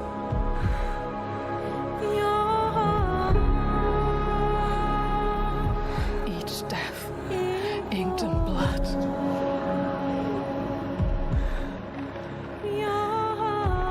I won't stop fighting for them. Until the very last beat fades away.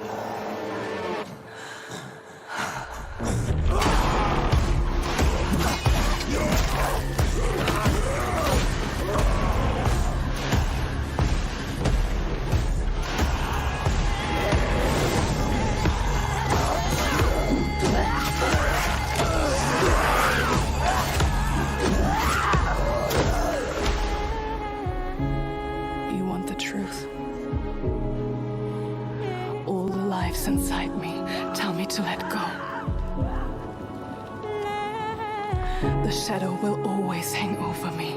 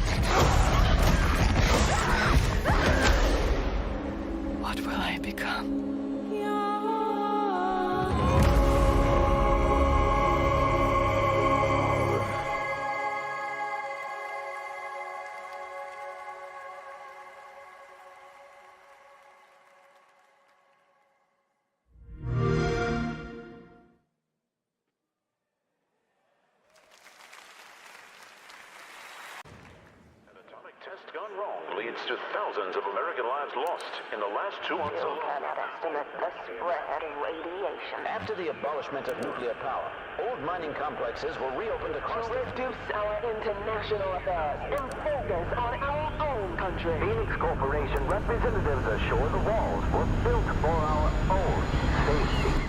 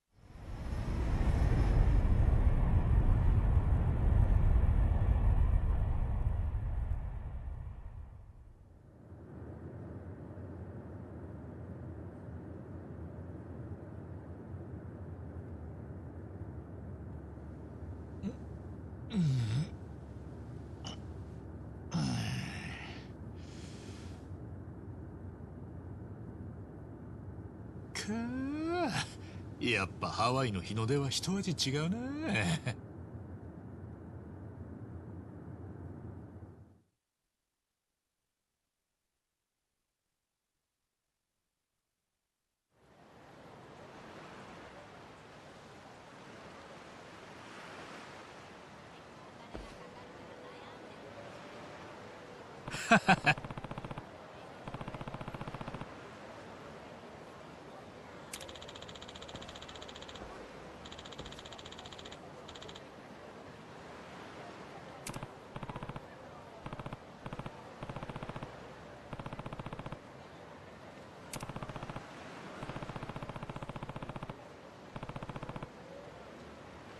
任せろ。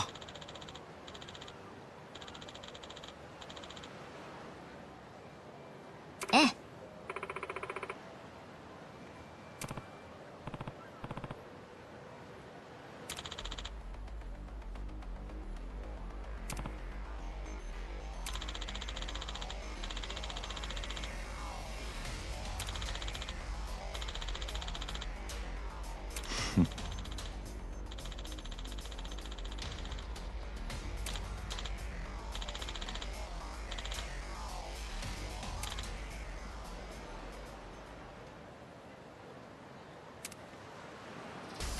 Wipe that look off your mug! どうした？行くぜ。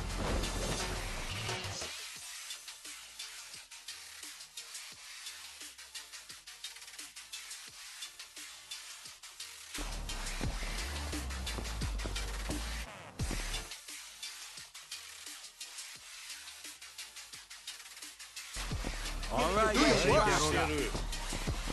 come at me!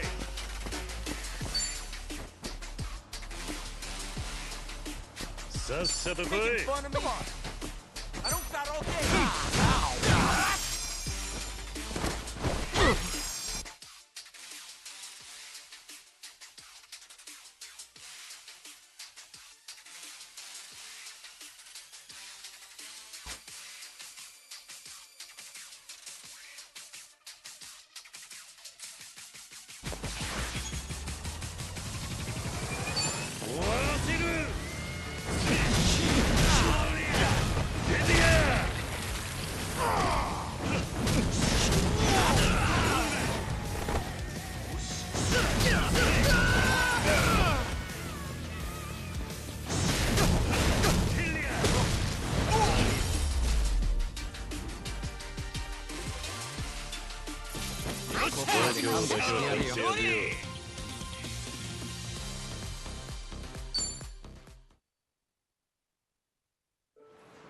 What?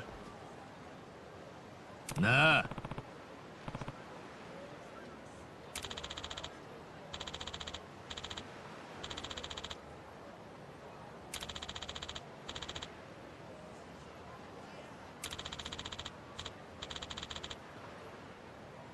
富澤。ああ。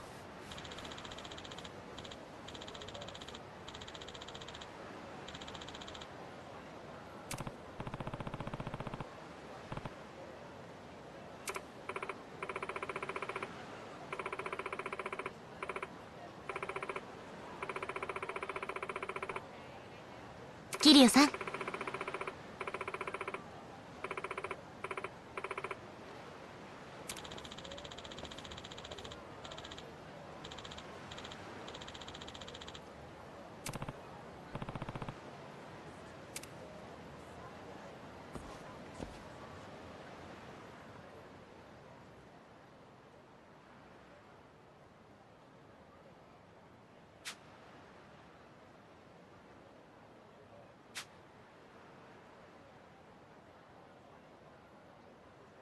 いいコンディションだ。Gotta tell me how things are going with the new boy toy. It's all right, I guess. Glad to hear. In any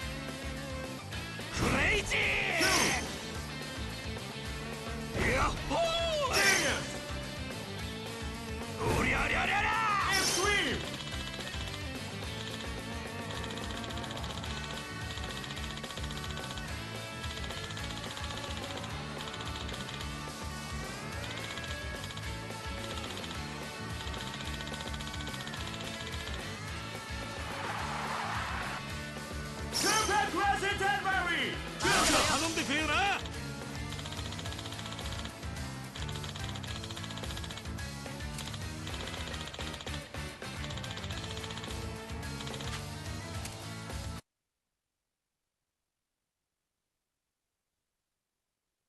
いい感じだな。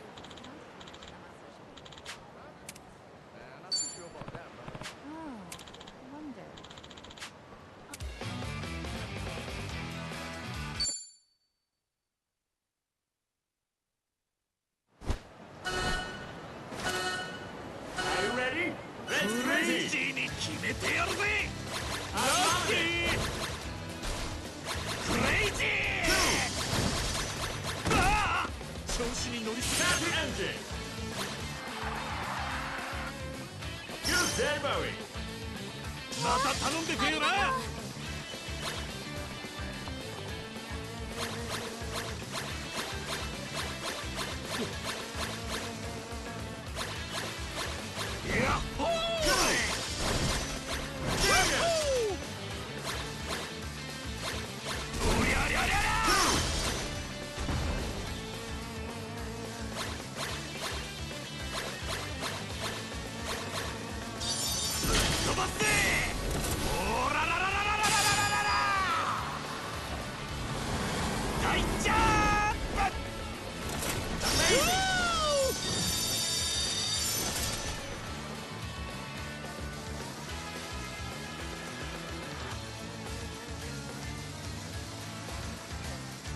どんなもんだい。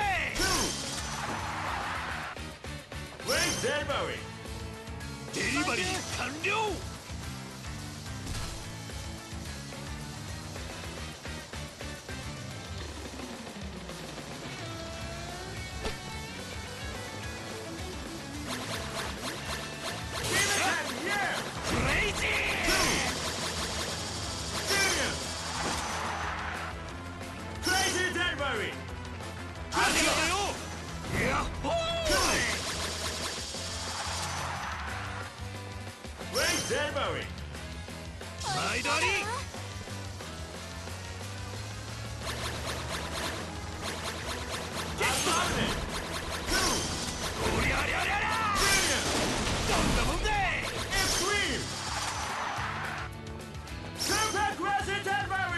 また頼んでくれよな。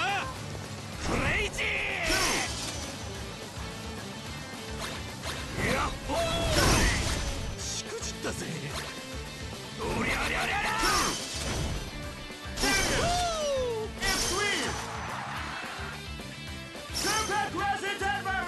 デリバリー完了。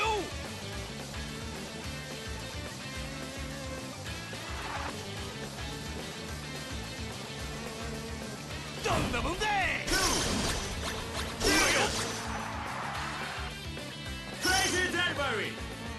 ありがとよ。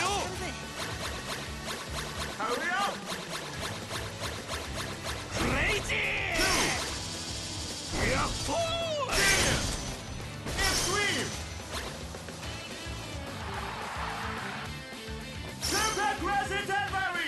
毎度あり。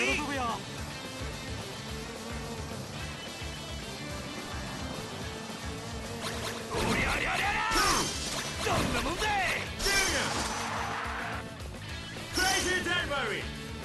また頼んでくれよな。クレイジー。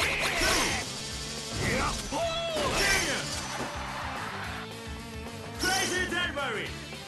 デリバリー完了。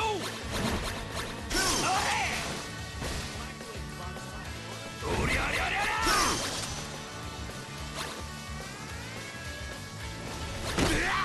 調子に乗りすぎたな。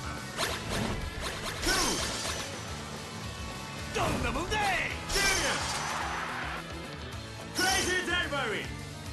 ありがとよ。クレイジー。しくじったぜ。やっほー。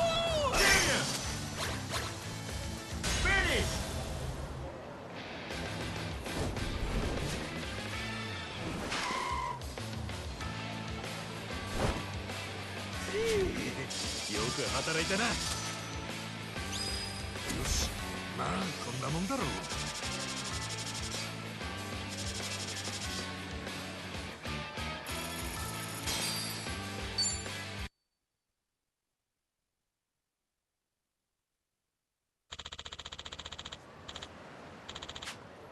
調子いいね。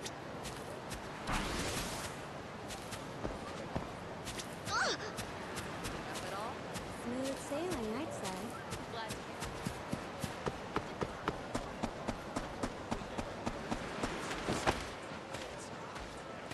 Aloha. Hello. Aloha. Aloha. Hey. Hey. Hello.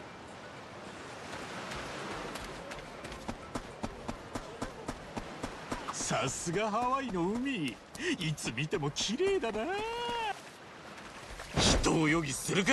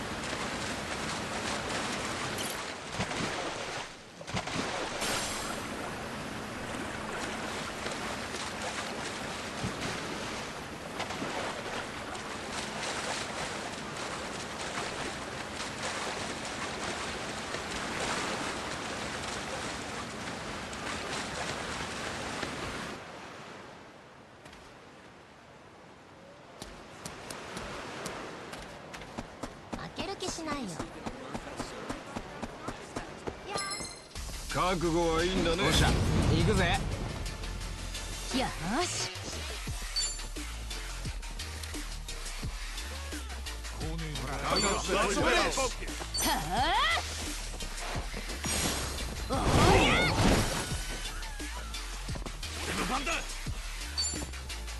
相手してあげる。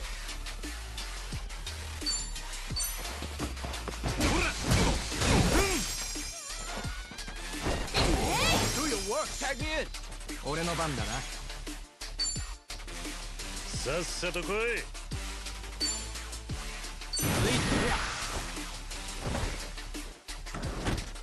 ご乗車ありがとうございます。シートベルトをお締めください。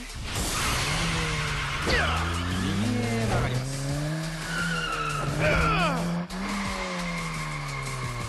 左へ曲がります。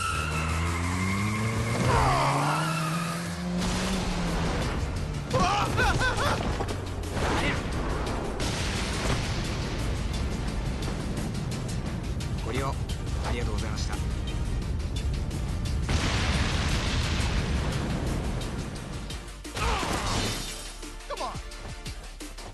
くぜ。いつでもどうぞ。寝てるな。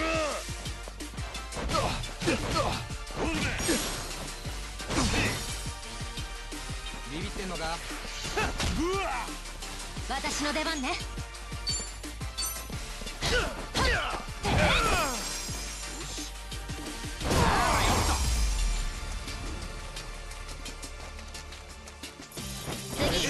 次だろ。調子だぜ。よし。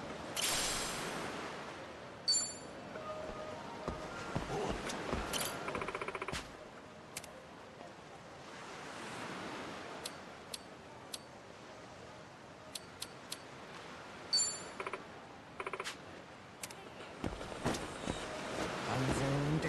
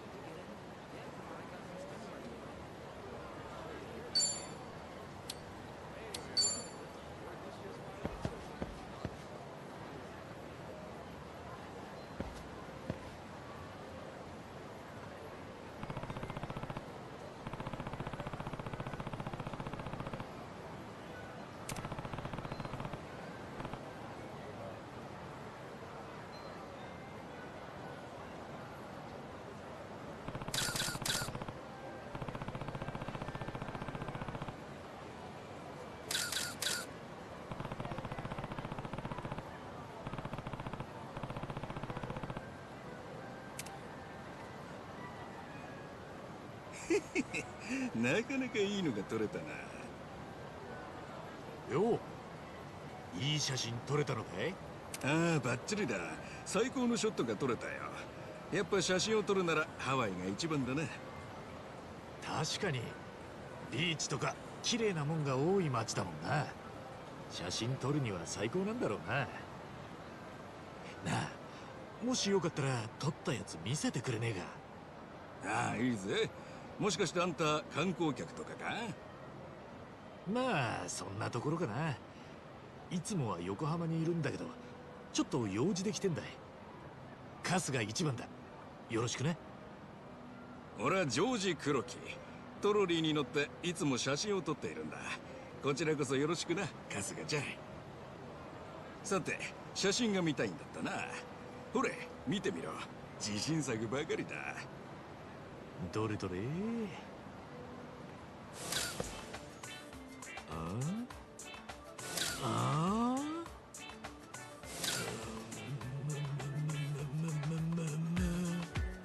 うだい、最高の写真ばかりだろう。どうだいじゃねえよ。なんだよこれ。全部怪しい連中の写真じゃねえか。そりゃそうさ。俺は怪しい連中、不審者専門のカメラマンだからさ。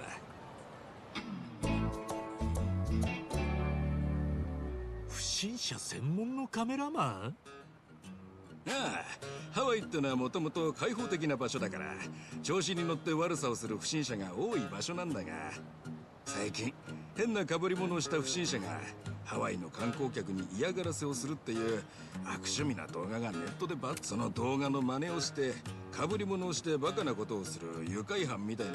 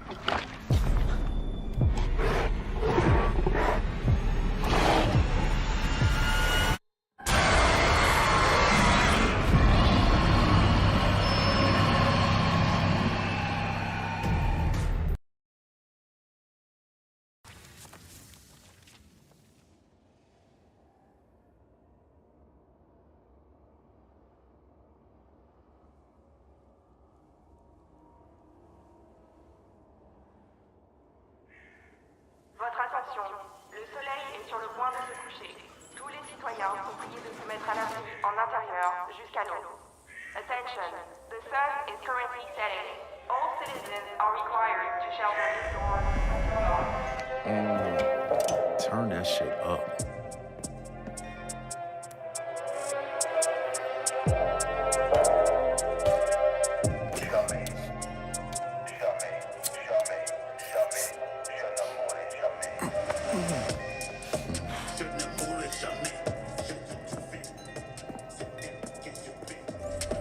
Relax, man. I don't bite.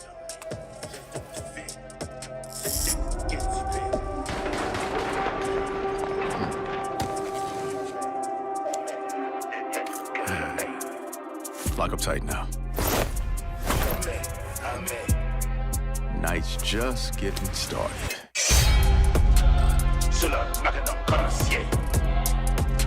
Je traque the code comme un braconnier.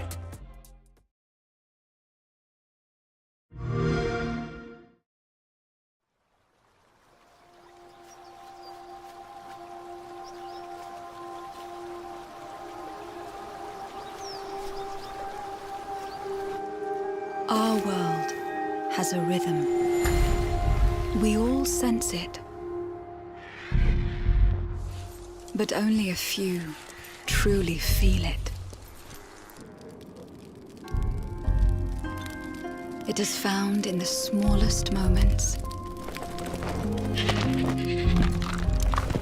In every step of a perilous journey. In the symmetry of ritual.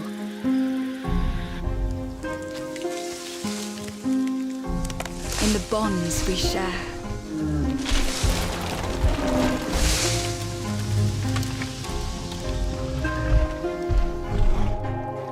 And in moments of stillness.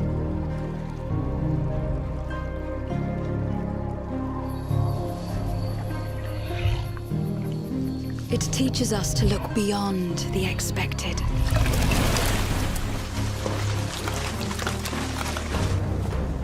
To be a light in dark places. To seek answers.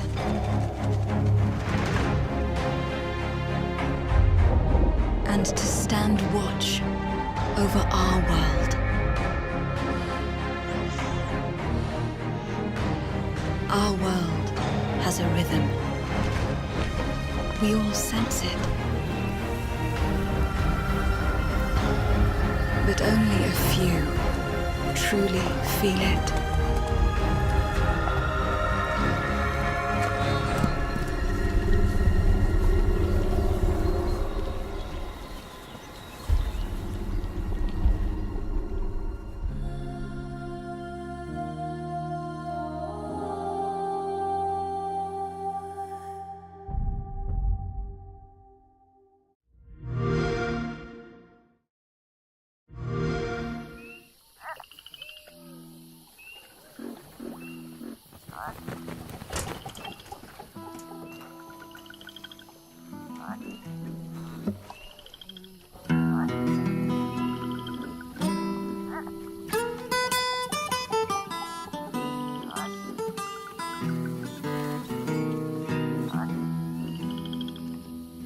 Death don't have no mercy in this land. Death don't have no mercy in this land. You come to your house and it won't stay long. You look in the bed and somebody be gone. Death don't have no mercy in this land. Shaking bones. Been a while. So, you remember that favor you owe me?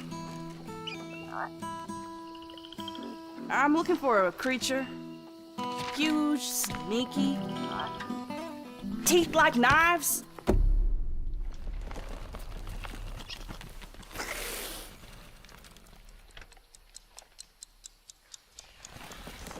No? Well, hey, how about you guys? No? Nobody? Not helpful.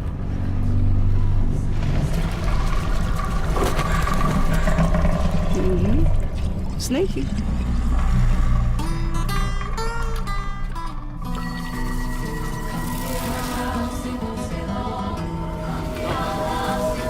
Well, they come to your house and it won't stay long. Well, you look in the bed and somebody'll be gone. They're gonna give you time to get ready.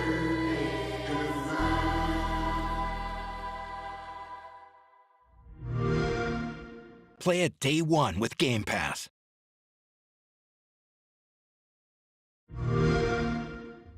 We begin by hearing an old, wise-sounding voice. And we see a quiet, peaceful setting. This will make our game seem big and important. Now, something must break the serenity. Will this creature be in the game? No, Say goodbye to it forever. Suddenly, and for no reason, people running. These pointless slow-motion shots make everything seem cool and should bolster pre-sale numbers. That wah sound can mean only one thing. We must gaze over an epic shot of a world, and there should be lens flares.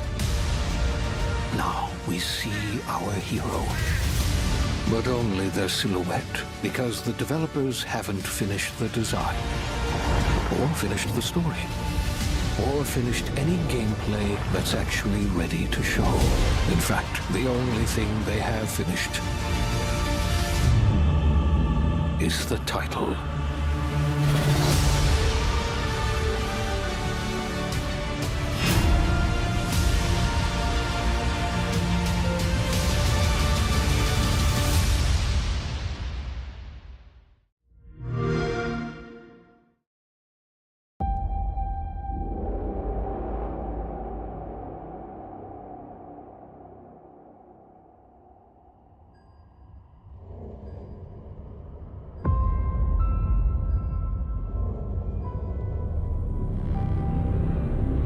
I remember when everything changed. The floods, the storms, the fires, people dying in the streets.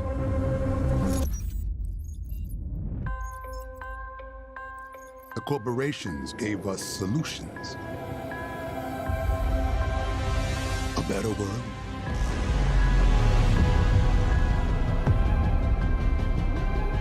And we welcome them into our lives.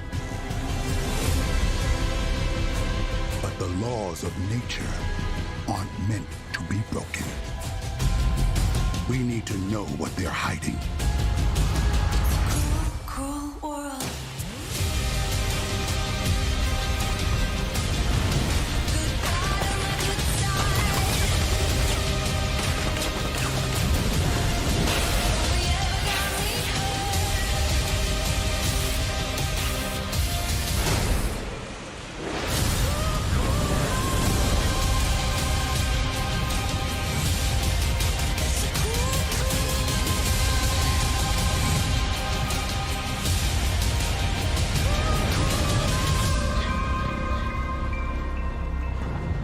Did you find the answers you were looking for, Agent Dark? Not yet. This is just the beginning.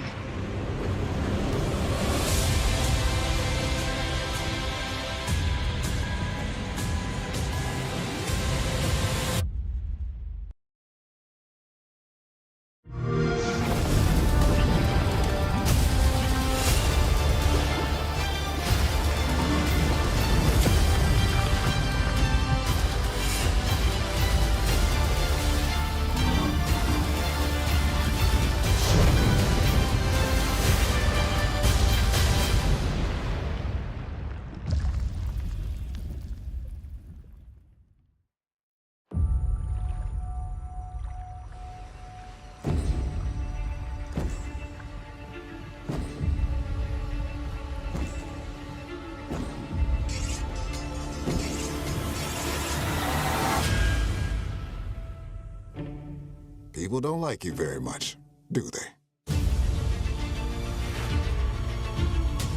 Sent here to the living lands by an emperor who couldn't bother to come himself.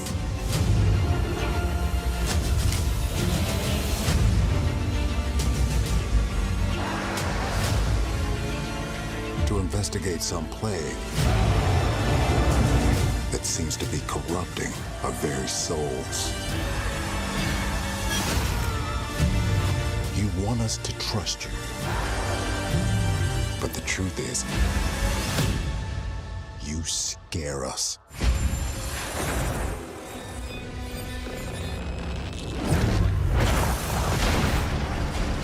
The way you fight. The power you wield. The secrets you keep. You're either here to save us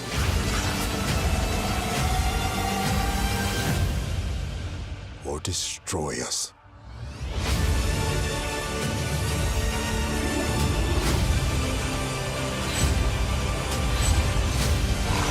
So now that you have all this power, what are you gonna do with it?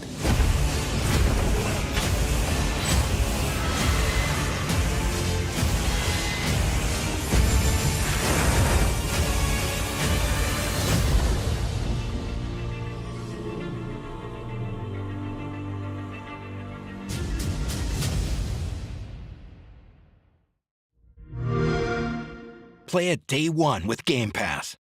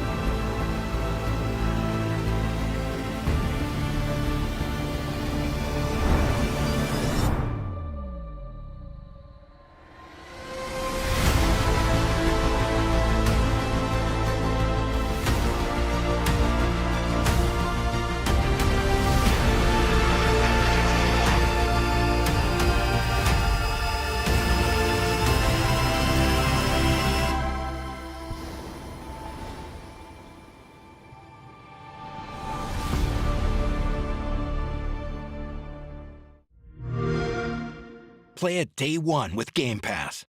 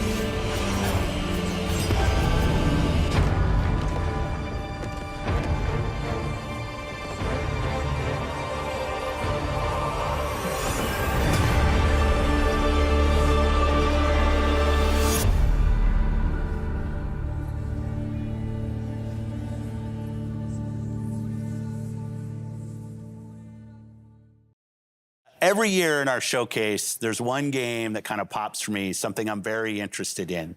This year, we got to announce 33 Immortals from Thunder Lotus. And I'm here now with Stefan and Will to walk through a demo of the game, which I've never played before. First time. We have 33 people online, incredibly excited about this. So we're going to jump in? All right, let's jump in and start playing. 33 Immortals is a co-op action roguelike for 33 players. You play a damned soul who must rebel against God's final judgment. So there are 3 of us here today on stage, 3 upstairs, and 27 people joining us from Montreal in the studio. Hi, everyone. And we are ready. That's us. Everybody's spawning in. That's us. This is 33-player multiplayer. Yeah. Not a normal number of characters for a multiplayer game. Yeah. How did you come up with 33 players? We were searching for a significant number where we can all play on the screen. Yeah. We stay together on the screen, so 33 felt good. 32 felt good. But as the game is inspired by the Divine Comedy, the medieval poem from Dante Alighieri, written in the 14th century. And this poem has 3 sections: Inferno, Purgatorio, Paradiso. Each section has 33 chapters. And so we say, oh, let's do 33 players. I love it. 33 Immortals. Man, I love what you said, Will, that when you guys started this game, there weren't even 33 people at the studio, so you didn't have enough people in the studio to fill out the full roster of the game. Yeah. It's just such an awesome point. It's a challenge. It's a challenge when you're trying to do that. I love it. Okay, so no 2 runs are the same. We're actually spawning in a different position, a different situation. We are in the cemetery. If you hold the left trigger, the world map is going to show up. And we can see that we are 33 right now, actually, in Inferno, but we are scattered around the world. Oh, we're not all in the same place. Yeah, because we all have to complete torture chambers. Got it. To make the game progress. Okay. And we are located at the southwest of Inferno. Yeah. And so the closest torture chambers is to the east. Okay. So let's go there. Got it. Okay, let's continue down south towards the first torture chambers. This one, I have a good feeling for it. The soundtrack, what's going on? The music's kind of cool. Thank you. This is Max LL, who's actually done the music on all of our games. And you're in Montreal? We are in Montreal, yes. Close to one of our XGS studios in Compulsion. Yes. It's also in Showcase. Yes. I love the community of game creators in Montreal. Absolutely. It's always important to be well surrounded and all that, so. We didn't talk about your first game, Spiritfarer. Yeah. I thought it was fantastic. Thank you, yeah. It was great. Now, as you can see, this is not Spiritfarer. No, but like, how do you think about that from a studio standpoint, having such, I mean, I would say they're stylized games, but outside of that, very different games. We're not worried about, genre. Our goal is really to just try and make unique, immersive, creative experiences that players love and that they want to play for. Awesome, I love that. Yeah. This guy is getting out of my comfort zone sometimes. Okay. All right. What do we do? So we have completed a torture chamber, so we have achieved a first step in... I got left behind. That's what you're saying. Defying God, yeah. Oh, they're back on us. Whoa. Well, we gotta face the wrath of God. Careful. Oh, no. Dash. Run away. Oh, I can't. I have like 0 health. New torture. No, I gotta get out of here. Where are you? Well, why weren't they in the torture chamber trying to help us? Okay. Okay, these range... God is getting angry. Yeah. Whoa. We're getting hammered right now. Okay. Come on. Okay, here's a guy. Can you revive me? Revive me. Yeah. Just stop moving. That's good. One up. Yeah, I'm up. Okay. Oh. Thank you. Oh, no. Run. This is the holy fire. What is this? One holy fire. One nurse. Now we're in holy fire? Yeah. The wrath of God. Okay, I'm ahead of it. Okay, so we unlock the Ascension battle. So that's the last battle. Here, can we get this? Can people jump in my heels? Yeah. I'm in. Oh. I tried to do the heal. Don't mind me, the wandering soul. Save me, please. I'm like a zombie. Maybe someone... Did I mention I'd never played before? Oh, no, I died too. Oh, my. Okay, hopefully the team can carry us. We are not alone. There's a lot of enemies in this small space. Gonna try to not move. Okay. Don't move, and hopefully someone is going to be able to revive you. Okay, good. Oh, I'm in. I'm up. I'm in. Okay. Back. Okay, I'm back. Yeah, thank you. So this is the last step. I think it's my last. All right. Okay. Yeah. We did it? Yeah, we did it. Yeah. Well, yeah, we did it. Yeah. Yeah. So now we've ascended. Yeah. That was first chapter of first book. Is that how I should think about it? Yeah. It's the first world, so it's Inferno. Yeah. Each region has its whole big set of challenges and everything. And this is all on the map. And its final boss fight. That's what this is. Well, since we've basically come through unscathed so far, this should be easy. Yeah.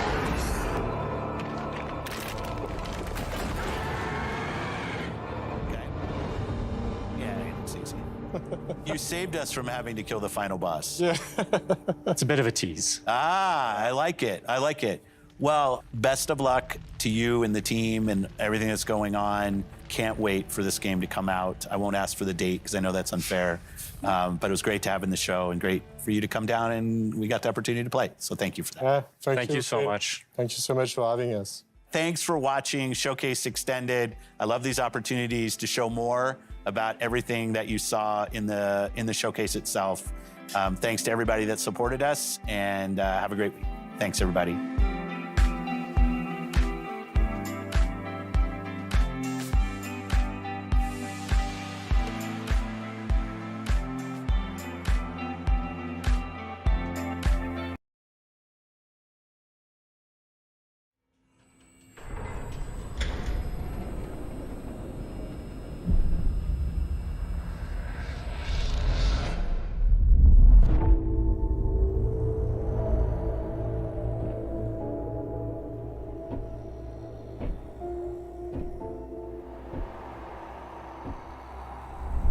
You asked me about my good luck charm. Remember? It's an empty shell. Decided to play soldier with me? Dimitri and I were just discussing a certain puzzle we found in the zone.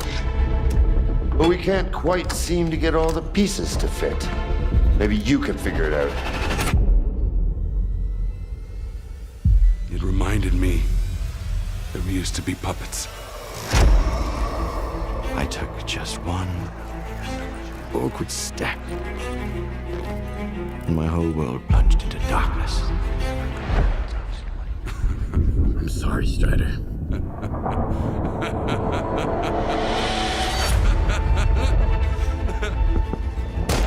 That was the day the sea fields were turned off. Suddenly, the voice of Monolith was gone. I felt as if I was awakening from a years-long coma. And through the scope, we saw the body of an unknown soldier fall. We had a simple choice. Sit back and just wait for another super emission, or take a chance and get control of the anomalous energy. Only I didn't choose that path. Unlike you.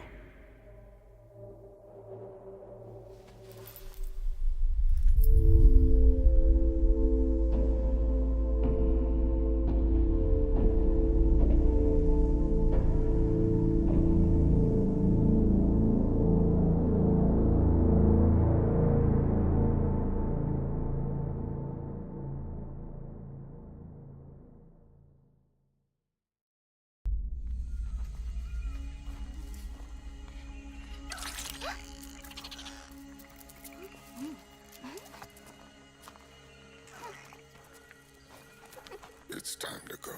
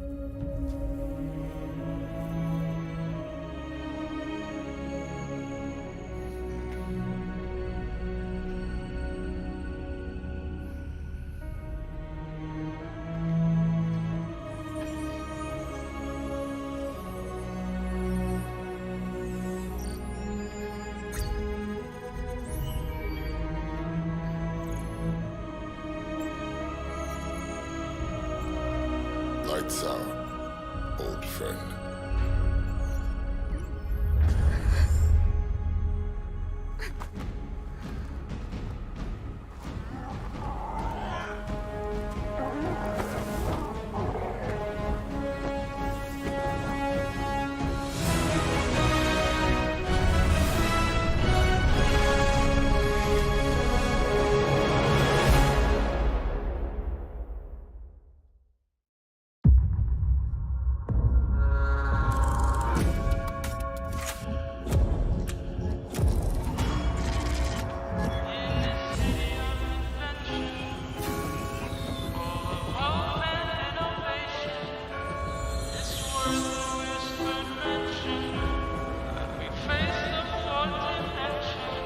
This city is a miracle of progress. A finely tuned, delicately balanced machine.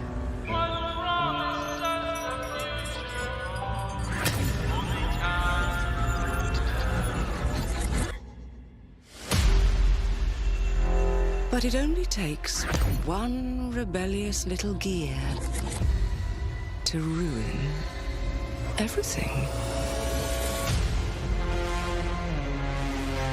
If you resist my rule,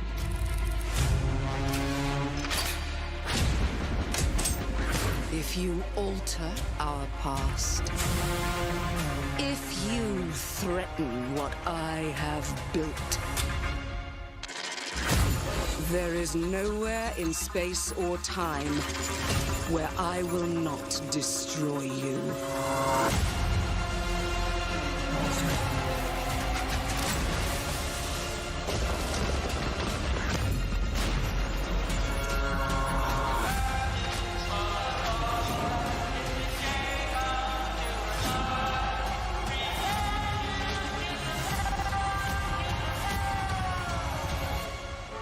Oh no.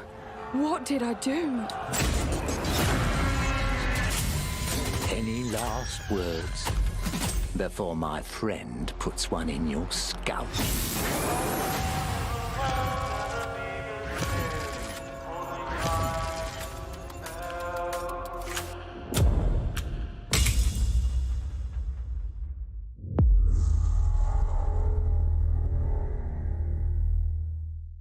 Oh, we're finally doing this, are we? Because I was going to make a sandwich. Okay. Let's do it.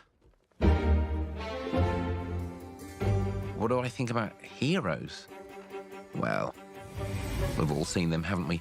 Swanning about the place with their disproportionately high cheekbones and comically massive weapons. Wanker.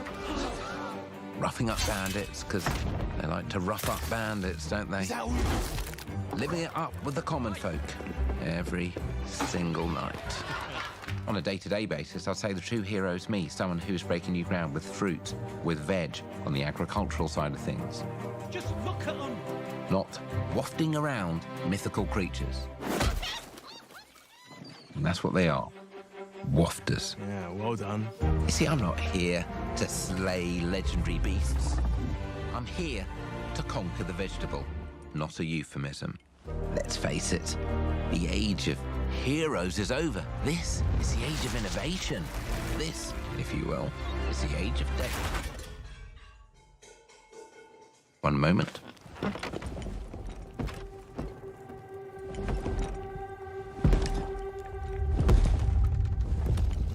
This is awkward. Yeah.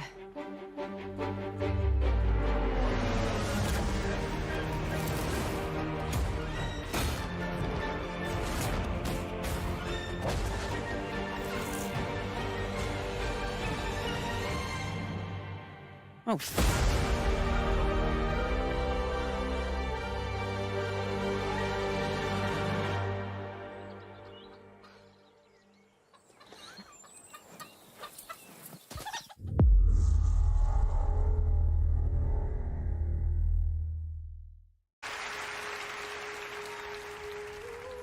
I've dreamt of this. This place of fear and fury. Do you hear it? The heartbeat of the lost ones.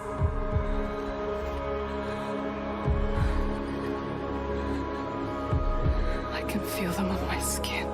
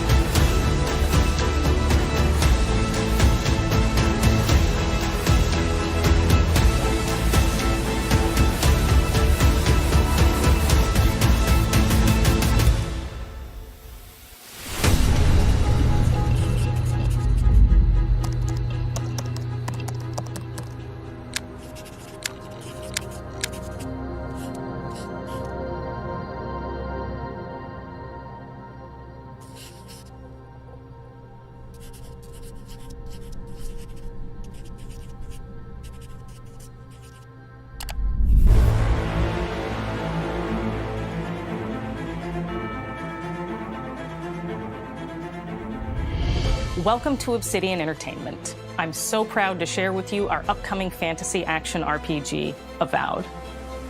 Avowed is an adventure into the heart of the Living Lands, a frontier at the edge of the known world, where you must put a stop to a mysterious spiritual plague and discover a secret at the heart of the Living Lands. At Obsidian, we love creating worlds with deep themes, dynamic gameplay, and thoughtful reactivity. And Avowed is no different. We set out to blend the believable and fantastical to give players a world and experience like no other. It's colorful, it's vibrant, it's strange. It's one of the most incredible settings in the world of Aora. There's going to be a lot of great secrets to discover, one of which has a really personal connection to you as the player character, and you're going to have a great time getting to know those secrets and leaving your mark on the world.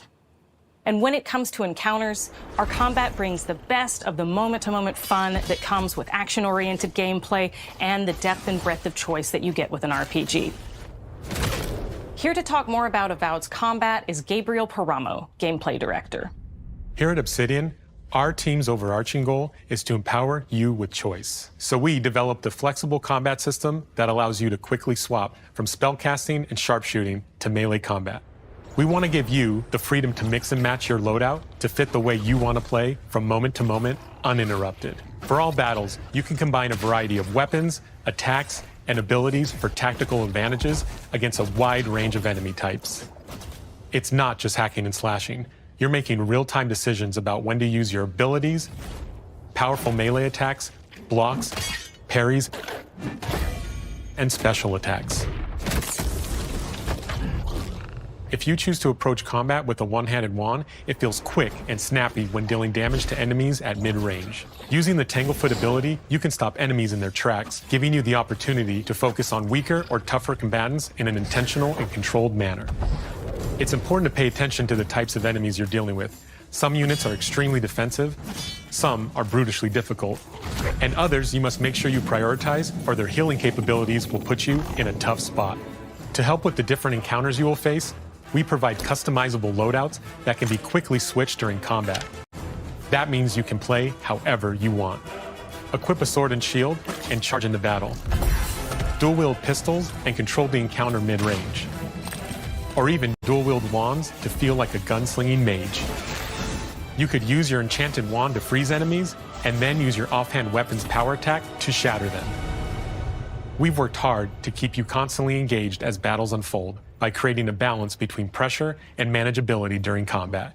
Players will have ample choices for how to build and progress their envoy in the world of the Living Lands as they get to know the game and the story and explore the many diverse regions.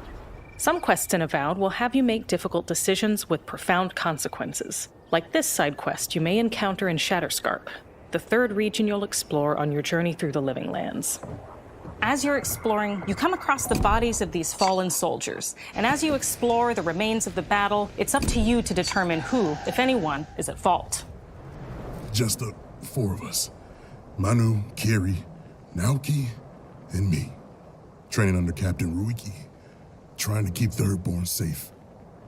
In other words, you're a gang of vigilantes. Not that I'm one to judge. Here, take my badge. Take everyone's. Our families deserve to know we fought and died for them.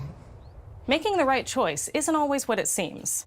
We embrace moral nuance and gray areas, trusting players to make tough decisions in complicated situations. My squad and I rested in the cave by the water last night, and as we were sleeping, we were ambushed by those miserable Zorips. I was so surprised, and it was so dark. I just got separated from everyone else. Look, I can't face those monsters alone, but I have to know if anyone else made it out. Of course he did. Sergeant Asui never has a thought he won't say out loud. So what did he tell you? That Captain Ruiki was sick? That I was paranoid? That I was a dumb baby? I heard it all often and loudly. Wait, if you found Sergeant Asui, why is he not here with you? What happened? At the end of the quest, you have a choice. When you confront Private Naoki, if you believe the story he's told you, you can hand over the badges and let him go back home. You're right. Real battle isn't something you can prepare for, is it? It's not my fault. No, they They should have never have camped in the cave. I'll take the badges. I'm going back to Thirdborn. But if you confront him, if you believe that he fled the site of the battle as an act of cowardice, then he might challenge you to a fight to reclaim his honor. Either way, when you return to town, you'll see the consequences of your actions and the choices you made during this quest. Creating an immersive experience like Avowed is anchored in the world we build. Art director Matt Hansen and the team have worked to create a unique, colorful, and dynamic visual style. From the outset, we knew that we wanted Avowed setting to feel rich, weird, and wonderful. We found inspiration in a wide swath of real-world cultures, helping us create a unique RPG experience. By contrasting the vibrant with the dull, or verdant spaces with sickly ones, we can better deliver complex emotional experiences for our players. The Living Lands is a continent of untamed valleys with widely varied biomes, from luxuriant forests to volcanic wastes. And each of those regions itself is a conflux of storied landscapes. All of the regions have a lot of special things associated with them, but I have a deep place in my heart for Shatterscarp. As you're wandering the wastes of Shatterscarp, you might notice off in the distance a vibrant jewel of color.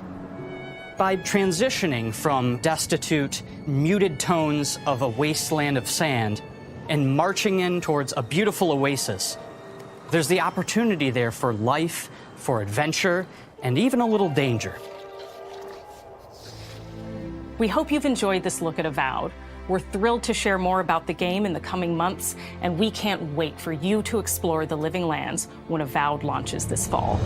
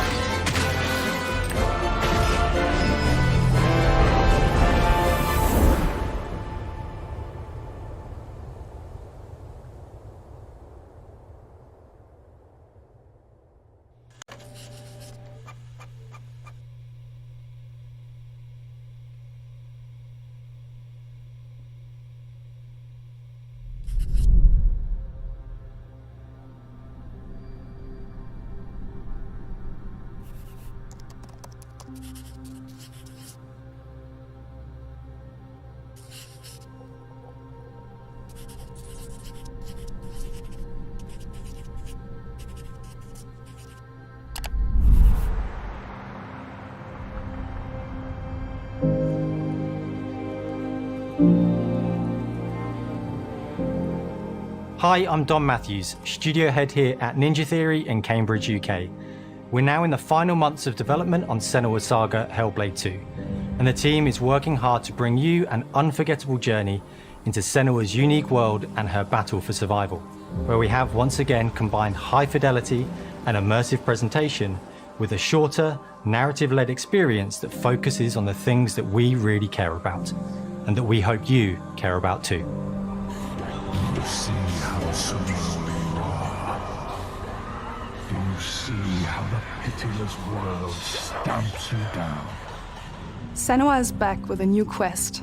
She wants to stop the Vikings who raided her village right at their source, in Iceland. But not just her quest has changed. Senua herself has grown since the first Hellblade. She's made peace with her past and is no longer in such fear of her visions and voices. While the Furies are still her constant companions, she encounters new people along the way, some of which will value her unique perspective, and others who will reject it. Little by little, this settlement became my tribe.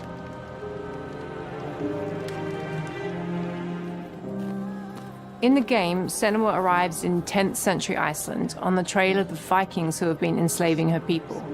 In the story, we're trying to be as faithful to history as we can up to a point, establishing a solid framework and then building more surreal elements on top. Senua will face up to giants who have plunged the land into chaos, and which in turn has seen the rise of the Droiga, a violent threat that has swept through the settlements that she'll discover. Senua will make new enemies and also new allies who will come to see her unique perspective as a beacon of hope. And she'll discover, along with us, how this viewpoint can have its advantages.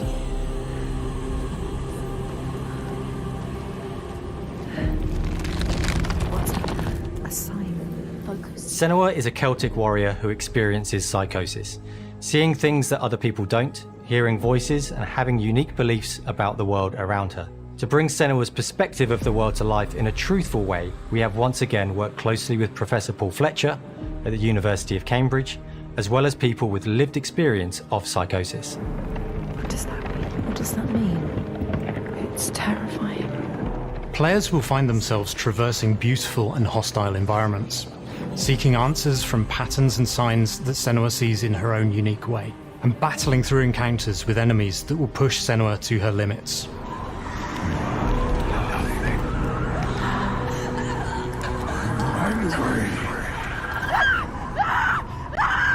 On Saga, we've taken everything to the next level. With a new motion capture space, a bigger stage team, a stunt crew, and a new cast. We spent a lot of time planning the motion capture shoots, thinking of what events would be good to bring into this fight. Like, how can we make this fight feel different from the previous fight? We have all new combat for the sequel. One of our key goals was the ability to actually tell a story throughout it. It does feel very different from the first game, but it's very brutal and you're very invested in it. Senua isn't a superhero, she's fighting for survival, and we want the player to feel her struggle in every step of her journey. We want the player to always feel like they just scraped through, just survived it. Mel knows Senua better than anyone, better than I do. Her instincts are amazing, and she really doesn't need much help from me. On stage, our main focus is storytelling. So I get to watch the actors and see all the beautiful expressions on their faces, and then I have to wait a little while, and then I get to see that all again, in-game, in costume, on location, everything. It's a great experience, a great process. Every discipline in the studio is unified in achieving a deep level of immersion to help suspend your disbelief and pull you into Senua's story. We were lucky enough to do a few reference gathering trips in Iceland. You have to be there. The sense of scale, everything is incredible. And you see a scene or you see a small section of the game and you're like, yeah, that works, that's amazing. Senua experiences reality differently, and a part of this manifests in the voices she hears. She will collapse. She will collapse. These voices come to life through binaural audio, which provides a good representation of this type of auditory hallucinations. As we focus in immersion, binaural audio is perfect for this because through headphones, you surround yourself in a three-dimensional space. In the first game, we only applied to the voices that Senua listens in her head. In this game, through a spatial audio technology and some extra little things within the game, there is music that is binaural. Every single sound has the potential to be binaural, so everything is spatialized around you, and it's a very beautiful experience. What will they do to her? What will we do to us? Music is a strange language in the sense that it speaks to our emotions fast and deep. It's not only about quality, it's about personality. So when you listen to Hellblade, you know it's Hellblade. On the music, we are working with Heilung, which for me is a personal privilege because I really admire them. We feel their craft, their depth, their meaning in the music. It really connects with our game and elevates it to something really special. We are also working with a heavy metal singer, throat singers, and our very own Furies. They sing so beautiful, and we add that binaural touch of music. So this all creates a very immersive and a very special and unique experience.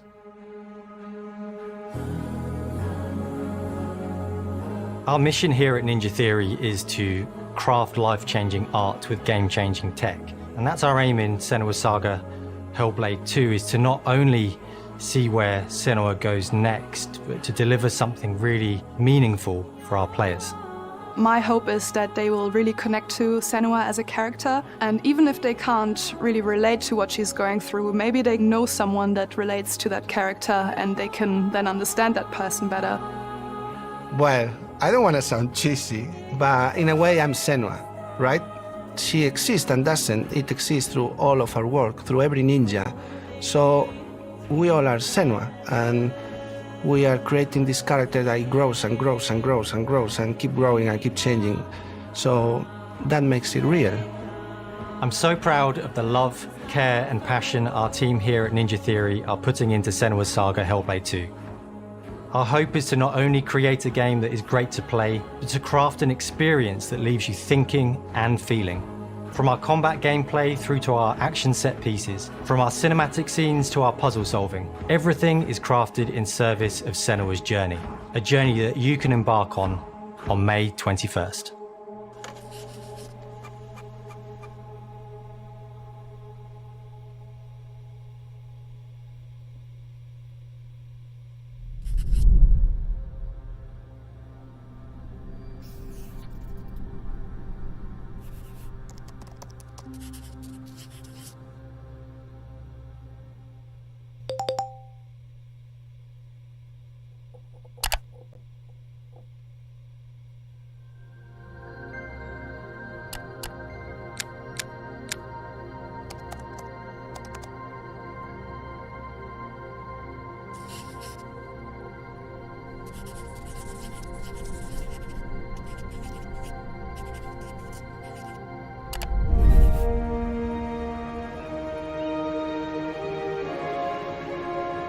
Greetings, Xbox players.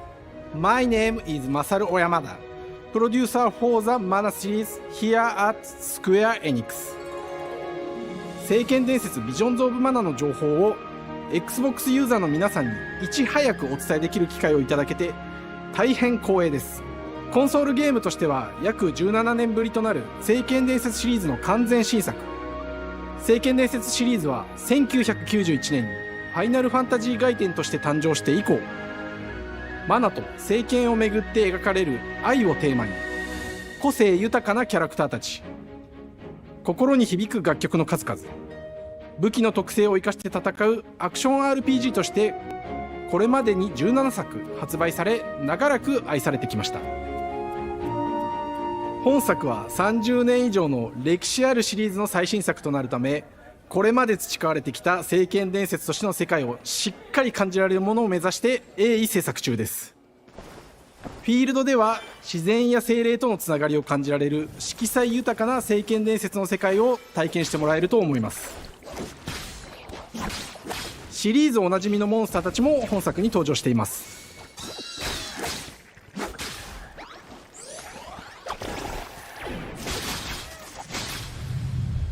今回これらのおなじみのモンスターたちを作り出した聖剣伝説の生みの親である石井浩一さんとともに、聖剣伝説ビジョンズ・オブ・マナの内容を紹介していきたいと思います。 Hello, I am Koichi Ishii from Grabs. I am so happy to introduce the newest game in the Mana series to Xbox players. 初期の頃からシリーズ作品に登場しているモンスターたちは私が考案したものですが、中には小学生の頃すでにイメージができていたものもあります。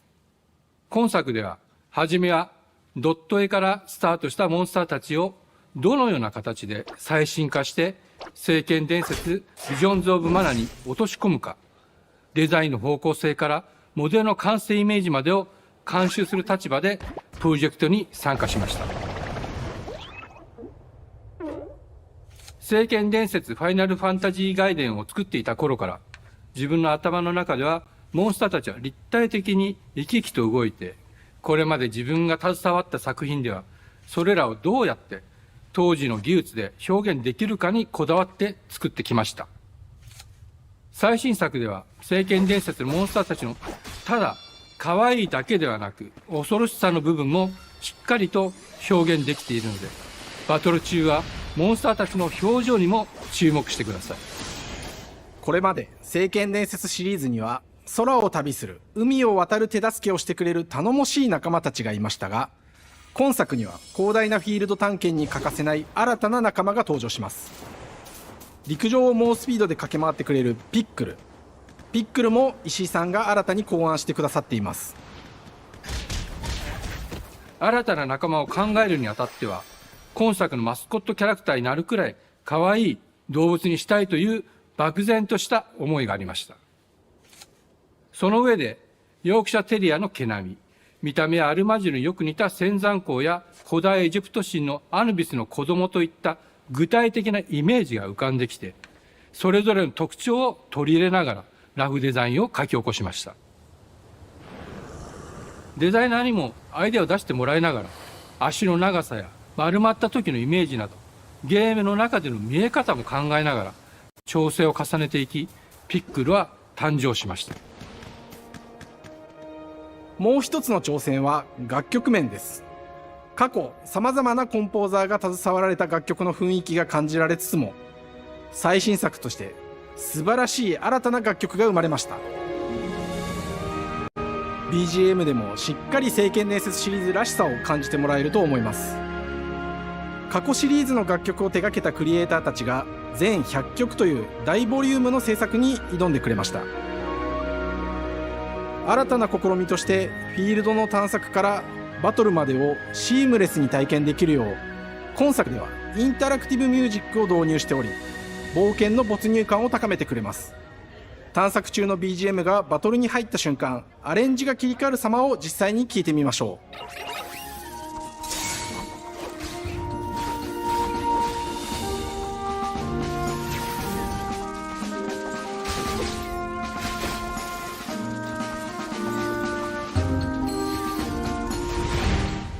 今作はアクション RPG 聖剣伝説のアクション部分が強化されています。空中でのアクションがバトルの鍵となっており、武器での攻撃だけでなく魔法での攻撃も可能になっています。そして本作ならではの特徴として、聖剣伝説シリーズではおなじみの精霊たちがいますが、その力を宿した武器を使うとバトルを手助けしてくれるようになります。精霊によっては様々な特性の違いがありますので、その効果とともに聖剣伝説の世界らしい不思議な力で爽快なバトルを楽しんでいただけます。オリジナルモンスターやピックルにも注目してほしいのですが、聖剣伝説ビジョンズ・オブ・マナーは聖剣伝説らしさを感じてもらえる作品になるよう、小山田君を中心にチームのみんなが頑張って作ってくれていますので、ぜひ発売日を楽しみに待っていてください。私自身もプレイするのを楽しみにしています。聖剣伝説シリーズとして初めて Xbox ユーザーの皆さんにお届けする本作、聖剣伝説ビジョンズ・オブ・マナは今後も様々な情報をお届けしていきますので、ぜひご期待ください。この夏、この忘れられない冒険を Xbox ユーザーの皆さんに楽しんでいただける日が今から待ちきれません。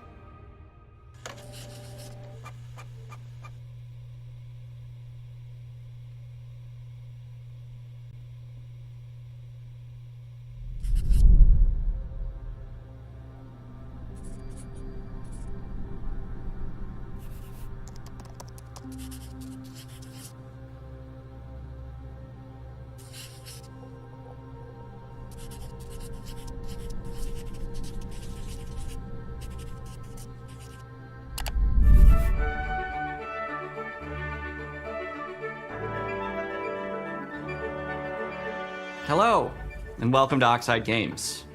We founded the studio in 2013 with our decades of personal experience building some of the most beloved strategy games of all time, like Civilization V.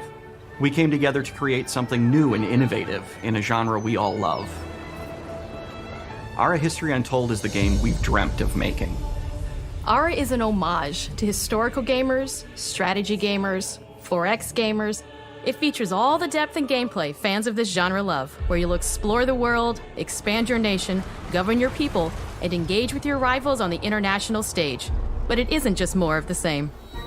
With Ara, we wanted to challenge some of the preconceived notions about the genre, push it forward in a modern, empowering, and truly compelling and approachable way.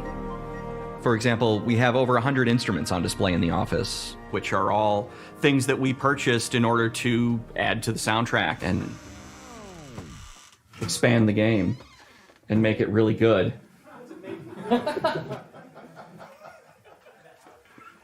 Hi, Dan. That's Dan. We started in his basement. It's been an amazing process to see from concept to completion. We started small, building a robust game engine, questioning our design assumptions, and prototyping out features, rediscovering what made us fall in love with strategy games in the first place. The end result is Ara, the historical grand strategy game that presents a living world where you can rule how you want to rule and chart your own path to becoming the most prestigious nation on the planet. For Ara, we knew we needed deep systems with outcomes that encourage exploration and give players the power to experiment and make meaningful strategic choices while still having agency over their playstyle. We also wanted to explore more in different parts of history and give players from around the world the chance to see the game reflect their unique perspective and not just ours.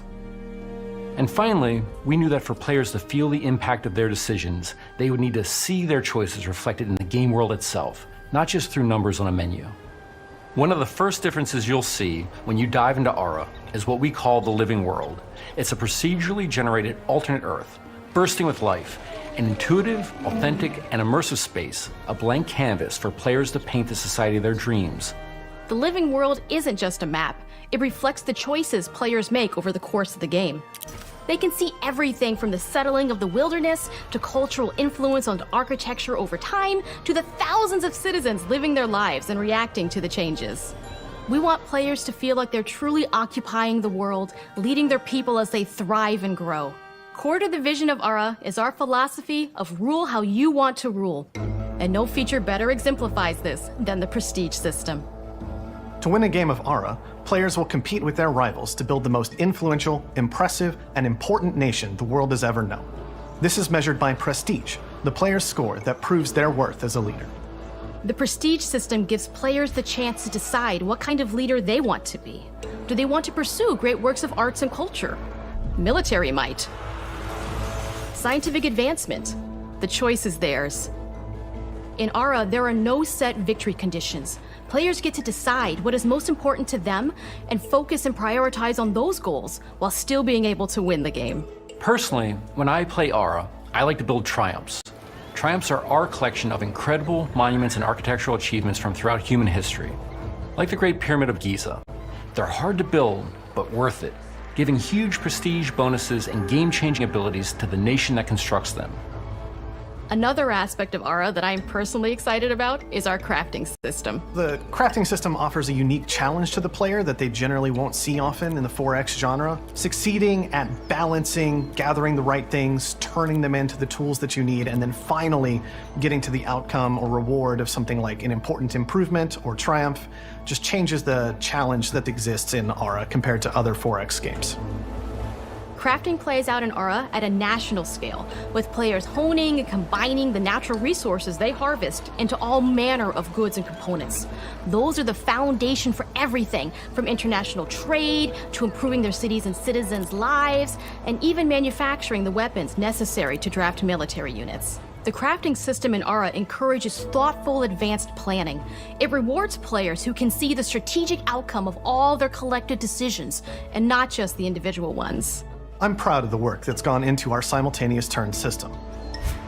Many strategy games have players alternate taking turns and reacting to their opponent's moves. In Ara, all players' actions are resolved at the same time.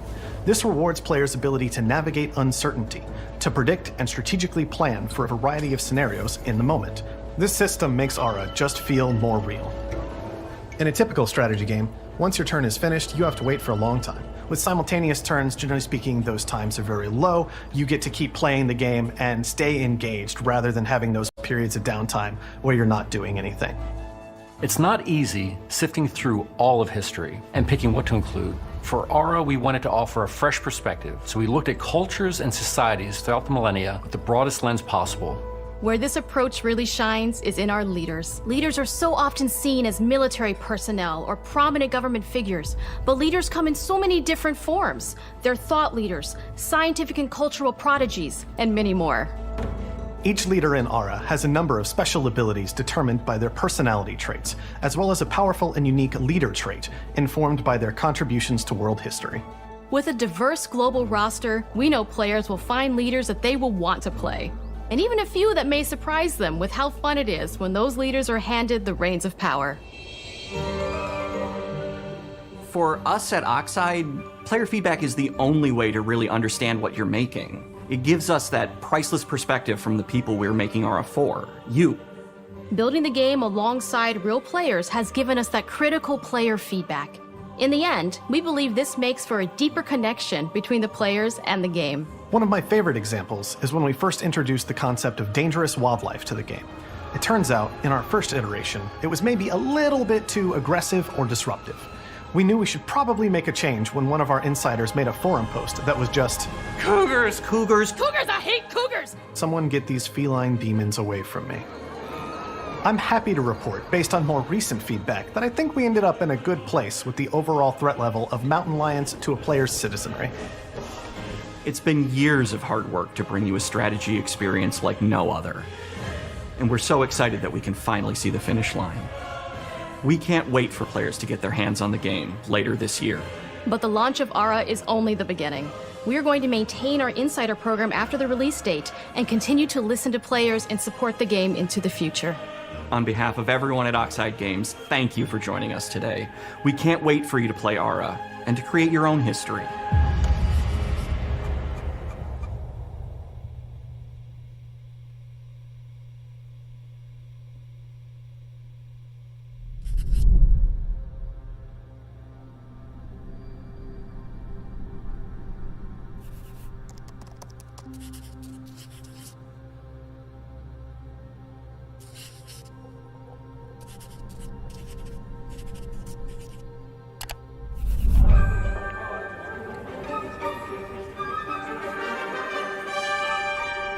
Hej och välkommen till Uppsala, Sverige, här hos Machine Games. We are really excited to finally be able to share our work on Indiana Jones. Since the first film came out, Indiana Jones has always represented the ultimate adventure. Even today, it's one of the most iconic franchises in pop culture. In this game, you aren't just playing as Indy, you are Indiana Jones. You will see through his eyes and experience a journey that we hope lives up to the proud legacy of Indiana Jones. When Todd Howard first told us about his vision for the game, we knew we would be a very good fit to help bring it to life. I've wanted to make an Indiana Jones game forever. I'd had this idea for what it would be like and the story, what Indy was going after, what period of his life it was in, what kind of arc he was going to have. And as the years went on, I thought, who would be like the best studio in the world to make this? And it was my friends at Machine Games. I can remember pitching Lucasfilm on the game and being, a little bit nervous because, look, it's, Indiana Jones, and their response was just overwhelmingly positive, and just that excitement has bled through the whole project, and they have just been so trusting and supportive of everything that we want to do with the game. It's been a long time. I've been a fan of this my whole life, and I couldn't be more excited to show you what the team here has been up to. Let's take our first look at the new Indiana Jones game. Let me tell you what you are missing, Dr. Jones. While you were playing your pointless game, I was playing you. You're wondering if maybe you should have built yourself a life of meaning, instead of ending up here, dead and forgotten in the sense of Africa.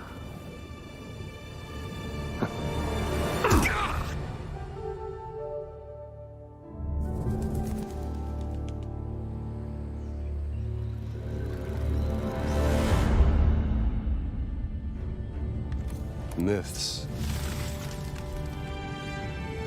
history, just different ways to interpret the past. Thousands of years of humanity's thoughts and beliefs, scattered and buried, just waiting to be found. Can't just run away from your problems, Indiana. Watch me.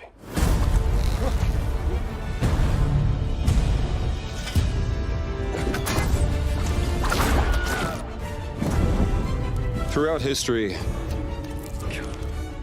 mankind has built sites of great spiritual significance. If you were to draw a line through these ancient sites around the globe, you get a perfectly aligned circle.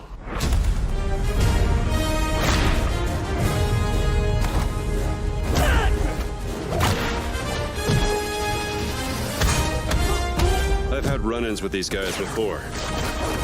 Trust me, it ain't a walk in the park. Okay, then. Let's see if you can keep up. What do you mean if I can keep up?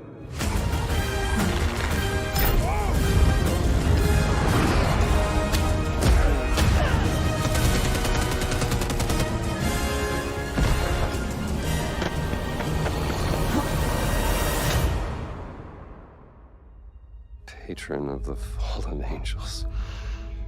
Protector of the Circulimani. The Great Circle.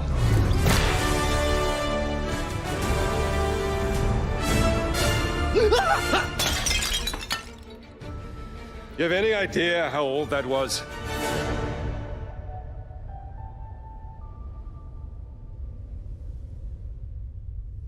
Indiana Jones is such an iconic character, and he means so much to so many people.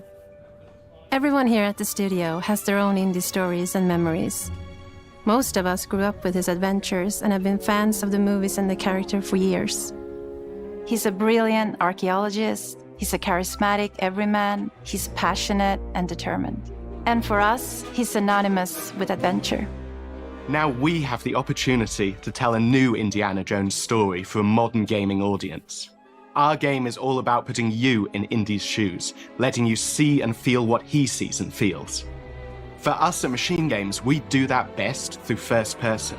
It's the ideal perspective to bring you into the rich, exciting and interactive world we've built. We believe that being up close and personal to the adventure is key, making each action feel like your own. Whether it's cracking your whip, solving puzzles in ancient temples, or seeing your knuckles go bloody in a fistfight, all of these moments are much more intense in first person.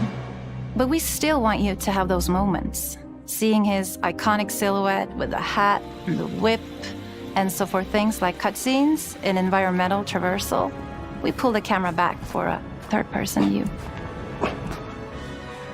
Indiana Jones and the Great Circle is set between Raiders of the Lost Ark and The Last Crusade. When our game begins, Indiana is working at Marshall College.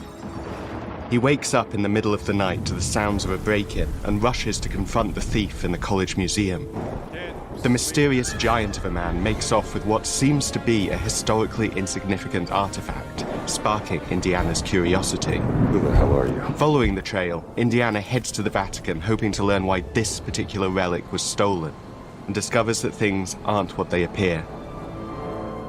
He starts pulling at the strings of a mystery, and it all unravels until he has no choice but to see it through to the end, whatever the end may be.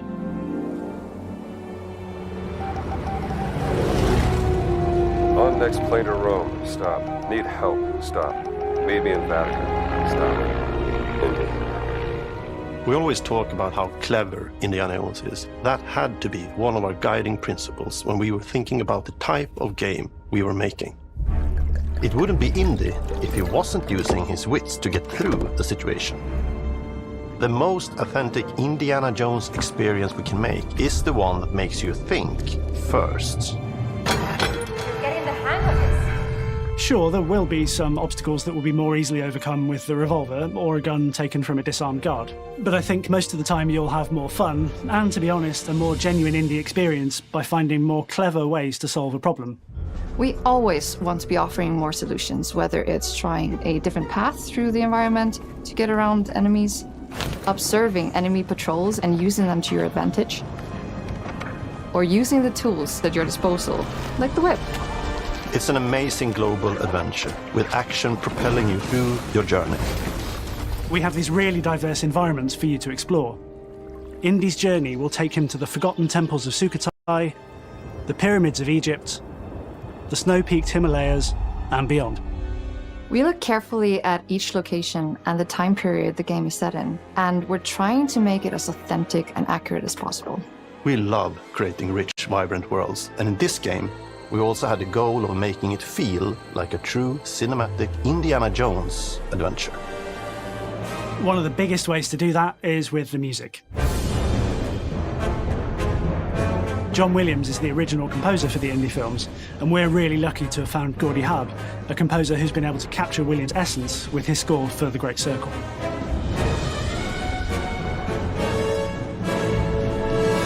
We also take a very movie-like approach to things like cinematics. We're very physical with our production style. We use a lot of stunt actors. Things like this help us bridge the gap between making a game and making a movie. And of course, our characters do a lot to help bring the world to life as well. Next to Indy, Gina is our other main protagonist. Where Indy is pursuing answers just for the sake of curiosity, Gina has a personal stake in getting to the bottom of the core mystery. Gina is an investigative reporter who has a lot riding on this adventure. She's been tracking a lead for some time, and now she's found an ally in this determined American professor. Their paths are intertwined, and they'll need each other in order to get to the bottom of this mystery. Okay, then. Let's see if you can keep up. Fight? What do you mean if I can keep up? We always love our villains and think we might have found our favorite one yet in Emmerich Voss. He's this intensely psychological man. He's obsessed with the human mind and manipulating it. He's highly intelligent and the perfect foil for Indy.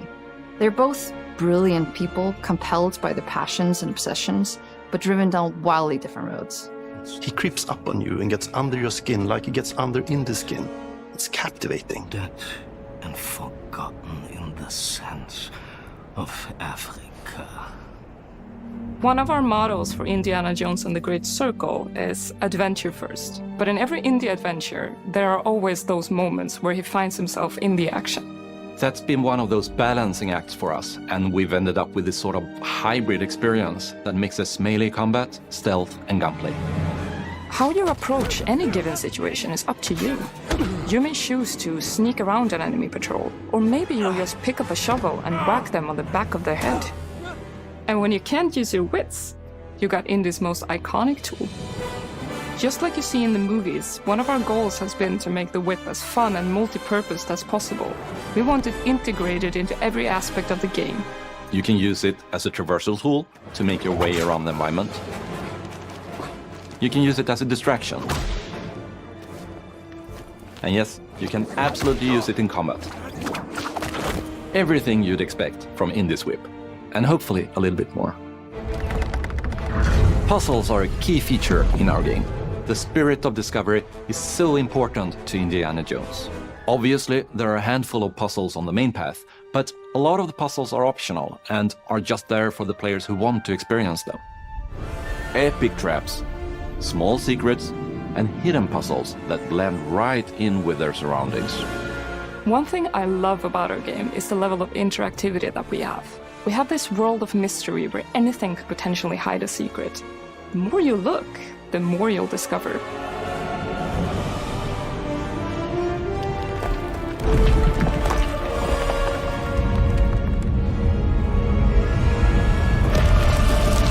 Oh, you gotta be kidding me. I want to thank you all for joining us for our big reveal of Indiana Jones and the Great Circle. Machine Games is known for creating these rollercoaster experiences with huge set pieces, surprising twists, and immersive narratives. It's exciting for us that we have been able to stay so true to the Indiana Jones franchise and create such an authentic experience while still being able to showcase what makes us us. We are making a game for everyone, whether you are very familiar with the franchise or not. Because at the heart of Indiana Jones is an incredible adventure, and I think that's something everyone wants to be part of. I'm also very excited to announce that Indiana Jones and the Great Circle will be coming later this year, and we cannot wait to share more soon.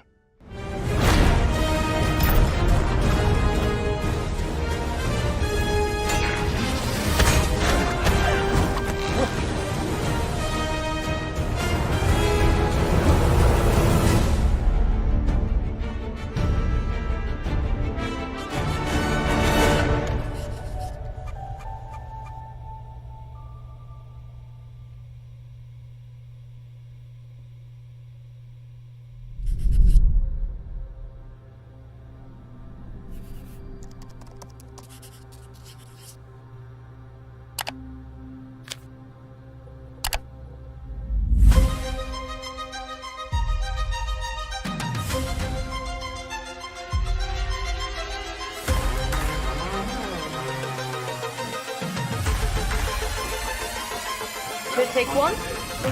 Is it animals, children, and game developers? Our mission here at Ninja Theory is to craft life-changing art with game-changing tech. Core to the vision of Ara is our philosophy of rule how you want to rule. Stay happy! Creating an immersive experience like Avowed is anchored in the world we build. You aren't just playing as Indy, you are Indiana Jones. My name is Masaru Oyamada. 今作はアクション RPG 聖剣伝説のアクション部分が強化されています。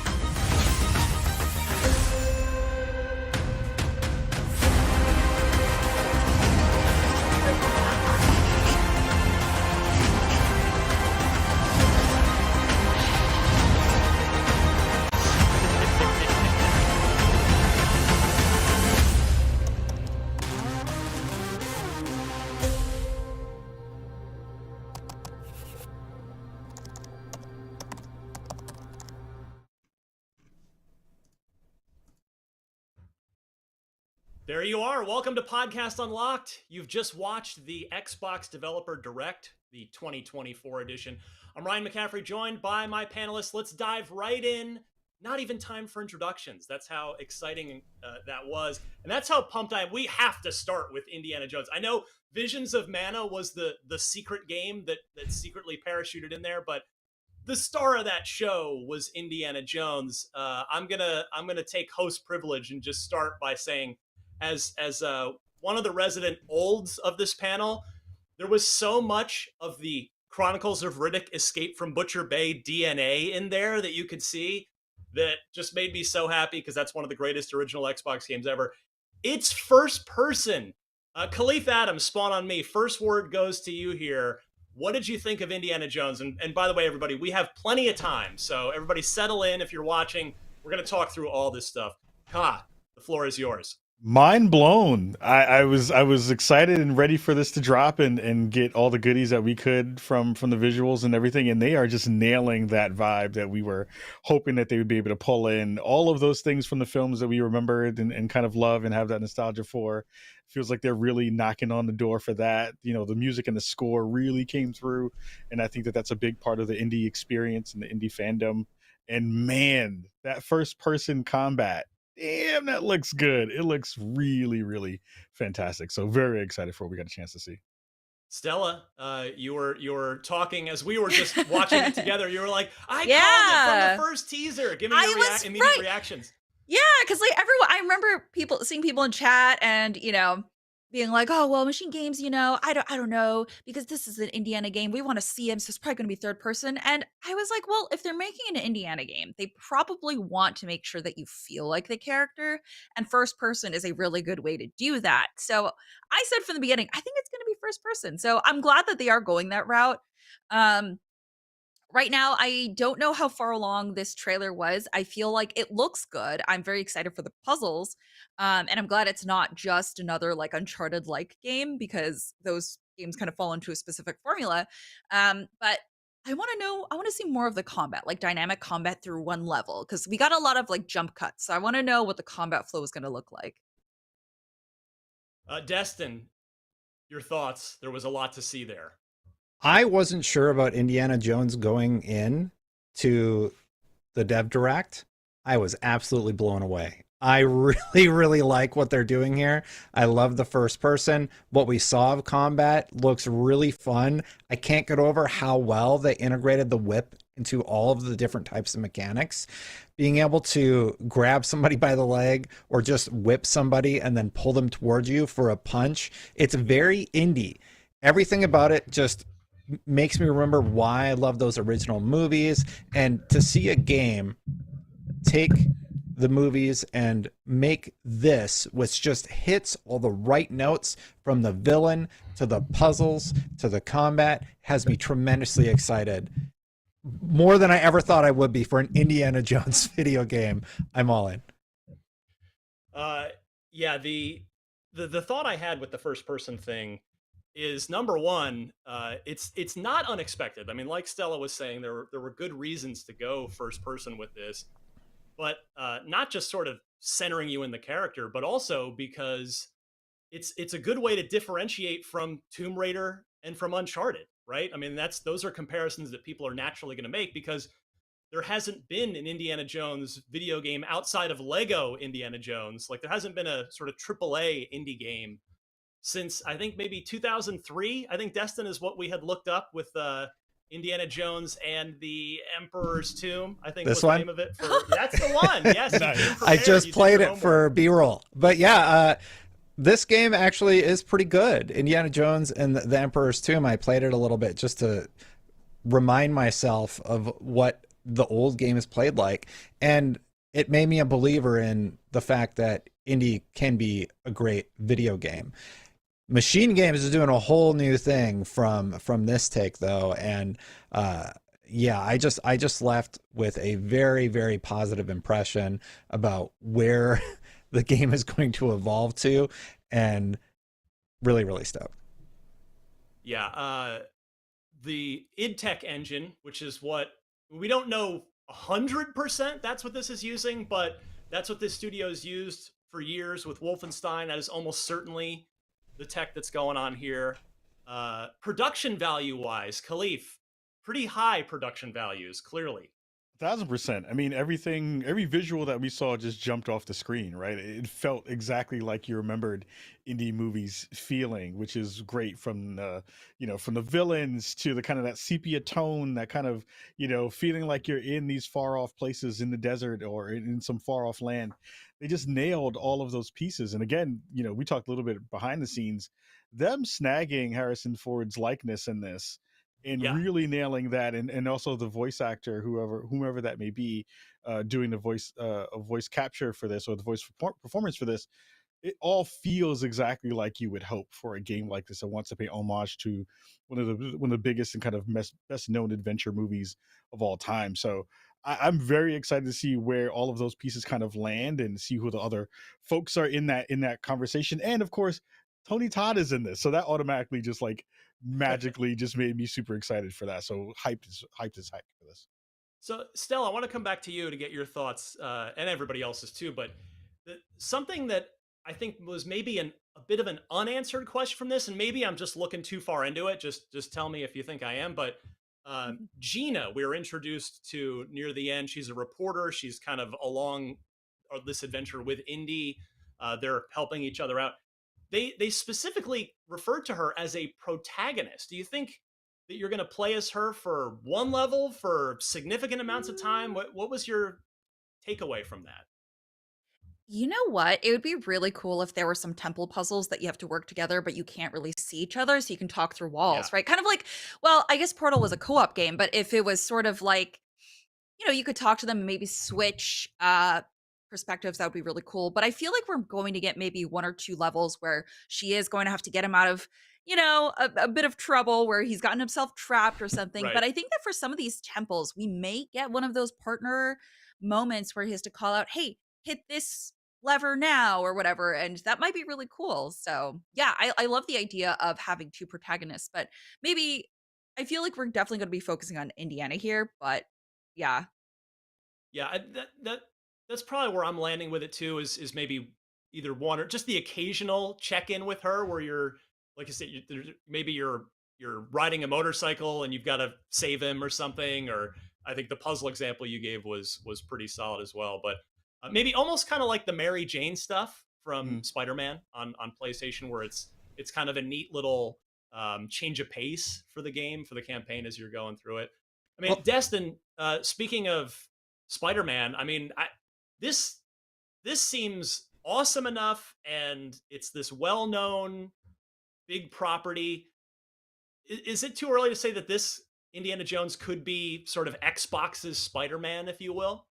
In terms of exclusivity, yes, I definitely think, and I know you're using a licensed IP there to make the correlation. Yeah. I think it's going to be their answer to Uncharted, and if they get to continue to make games like this, this is great because it's not just like a straight up Uncharted clone. It's really unique in how they're presenting combat, how they're integrating puzzles into it. They did say that a lot of the puzzles are going to be optional. So there's going to be, even if you're into puzzles, you can go do all these side things where you can unlock more secrets in each level, or you can just keep on playing through the game and only impact or only encounter those main puzzles. But to your point, Ryan, I do agree. I think this is going to be a huge win for Xbox in terms of a licensed IP game. So I did a very informal Twitter poll for every game featured throughout the stream. As soon as it was done on the stream, I put up a little poll with the same 4 choices. Loved it, seemed pretty good, it looked okay, and I didn't like what I saw. So we'll check in on every game for this. For Indiana Jones and the Great Circle, which is indeed the name, which was dug out by a sleuthy internet user prior to this that I think we'd written up on IGN.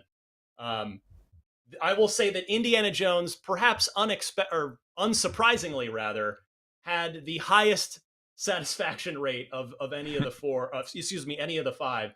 So of 2,000 votes and still rising here, but over 2,000 votes, 2/3 of the respondents on my little mini Twitter poll, 66.4% said loved it. 21% said seemed pretty good. Just 8% said it looked okay, and 4.2% saying I didn't like what I saw. So this was quite an overwhelmingly positive viewing that everybody just took in, and I certainly am right on board with it. I had high expectations for this, and as soon as they confirmed that it was first person, I was like already over the moon, because I've talked on, if you're a regular listener or viewer of Unlocked, you know that I have a soft spot for first person games in my heart. It's always been my favorite genre. I like when first person games aren't just shooters, when they try some different stuff, which is part of the reason why I think The Chronicles of Riddick: Escape from Butcher Bay is one of the probably 5, definitely 10 greatest original Xbox games ever. If you've never played it, it's probably backwards compatible. I don't have that definitively in front of me. It's not. So there was I know there was a 360 like sort of remaster, upgraded visual version, but Destin, it's not backwards compatible. It's not. To capture the B-roll that hopefully Red has ready, I had to go back, get out the 360 and capture gameplay of the 360 disc. But that game holds up really, really well. It was easy to pick up and start playing again. And it was one of those first games that took a licensed IP and did something really, really cool with it. Yep. It takes place, and we're talking about Riddick at the moment. It takes place like before he gets his eyes shine, and you go through the whole story of how he got that and how he escapes this prison. And I like how they're sort of using the same formula for Indy here. They are taking a story between Raiders and Last Crusade and telling us about it, just like they did with Chronicles of Riddick. Riddick opens up, you've been captured by Hoxie, who is in the Pitch Black movie, and he takes you to the slammer. And yeah, this is the 360 game that you're looking at right now if you're watching along with us. And believe it or not, it still plays pretty well. I was surprised how easy it was to pick up and start playing again. But to be fair, I played through it. Yeah, definitely showing its age. Definitely showing its age. That's for sure. In almost 20 years ago, 2004, I think, was the original Xbox release of this. Maybe 03. Anyway, almost 20 years ago, it was stunning on the original Xbox. It was an original Xbox exclusive. And if you're watching or listening to this going, well, wait a minute, why are you talking about Riddick, the Escape from Butcher Bay? That was Starbreeze. Well, Machine Games, I do apologize. That's the like core bit of information I'm leaving out. So let me fix that. Machine Games, who of course has done the Wolfenstein games and done them so well, they were started by the core team that did Riddick at Starbreeze and then left and founded Machine Games. That's why I'm drawing that direct parallel. And the fact that Indy, they were talking about how it's gonna mix in, you can do melee combat, gunplay, and stealth. Like, that's all stuff that they did in Riddick, and they did it exceptionally well. If Red can bring up the gameplay that I provided him, all cut up real nice. You can see like how they integrated the stealth mechanics and really just own that character. And the reason I'm so excited about Indy is because it looks like they've managed to do the same thing. This is the old Indy. This isn't exclusive footage or anything. Well, it's still good to take a look at Emperor's Tomb here, because this is what a AAA Indiana Jones game looked like exactly 20 years ago. That game came out in 2003. It was done by, again, a very talented developer, The Collective. And for fellow olds, might remember that The Collective kind of put themselves on the map at the time. They did an awesome licensed game of their own first. They did a Buffy the Vampire Slayer game that was really good for PS2 and for original Xbox. And then they did Indiana Jones and the Emperor's Tomb there. But yeah, hopefully Red is digging up that Riddick footage that Destin had prepped, because there are more parallels that can be drawn there. And it is, like, I would say, well, I guess since you can't play it on Xbox, it's not backwards compatible. If you've got even a reasonable gaming PC, nothing top of the line, just go buy it on Steam. I'm sure it's probably quite cheap at this point. And as Destin was saying, it's pretty easy to pick up and play even all these years later, which speaks to how good the design is. Destin, you want to talk a little bit about more about Riddick here? Yeah, so Riddick, just again, all first person. There were like story elements where you had to befriend certain characters, and then he's Riddick, so he betrays everybody. And you were really limited on your ammunition, so it wasn't just you go in guns blazing or anything, right? You had to figure out how to hide enemies, how to utilize the tools at your disposal, how to utilize the darkness to your advantage. And it was really, really smart how they put everything together. And this scene in particular was actually shown during their teasers for it. And at the time, it was really impressive. You have to remember, this was an original Xbox game where you could like do all these sort of takedown moves, and you could counter people in first person mode. Dynamic shadows, dragging the bodies into the darkness. All that stuff was new. Yeah. So this was all new tech. And, fast forward 20 years or so, we have another game mixing third person like we're seeing right now with first person combat. And I'm really, really excited about the potential. Yeah, in fact, I would say, at least my memory tells me, that Riddick was probably 25% at the most gunplay, and the rest of it was first-person melee stuff, either with just your fists and choking guys out, or with like a shiv. And Indiana Jones seems like it might be the same way. Like, clearly the whip is going to be your primary melee weapon, other than just we saw some fisticuffs in that gameplay demonstration as well. But I suspect gunplay is not going to be a huge part of Indiana Jones here, because Indy's not, this isn't going to be a first person shooter. I mean, I think that much is clear already. I was a little surprised to see him pull out a pistol in one of those shots on the quick jump cut away from it. I was like, oh, we don't want to see Indy murder anyone today? All right, fine. I was kind of hoping to, but sure. All right. Also, real quick, from Max, he made a list of some callbacks and Easter eggs. So there was the Wilhelm scream when pulling the Nazi off the ledge. Dr. Marcus Brody will appear, and the spider running up Indy's arm when reaching into the hole was reminiscent of Temple of Doom. So there are some little love letters to indie fans there. I'm going to admit, I am going to have to go back and rewatch them, because it has been so long since I've seen the movies. Yeah. They nailed the other part of that I thought they really nailed is the humor. Even those small pieces, I think that's a big part of the indie series, and that character is getting those moments where you balance between this kind of very serious moment, you being in peril, and then also having those kind of winks and nods. And it feels like they've also kind of captured that in this, and the kind of that ethos of who Indy is and as a character. That's going to be really fun. And also like some of the stealthy pieces, I wanted to see a little bit more of that. But excited to see that you're going to have some of those moments where you're, watching where some of the enemies are pathing and kind of figure out where they're going to go, and doing that from this first person perspective is going to be really fun to be able to kind of see. It makes me think about all the callbacks that Stella talked about, and what else we'll see. That was a big part of the series for sure. I feel like for the most part, you're going to be in these really close encounters and going to need to utilize stealth. I don't think you're ever really going to go in guns blazing. Like he shoots one bullet in this whole thing. Well, okay, to be fair, he gets on a turret later.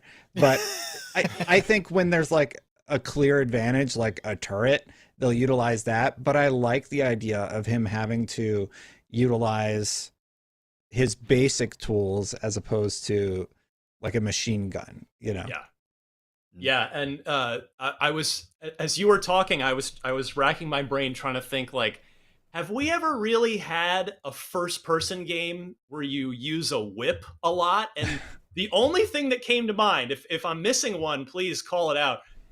Bulletstorm with the leash. That was the only game that came to mind. Darksiders 3 maybe too. I'm being a little voice in my ear is. But was that first person though? Darksiders 3?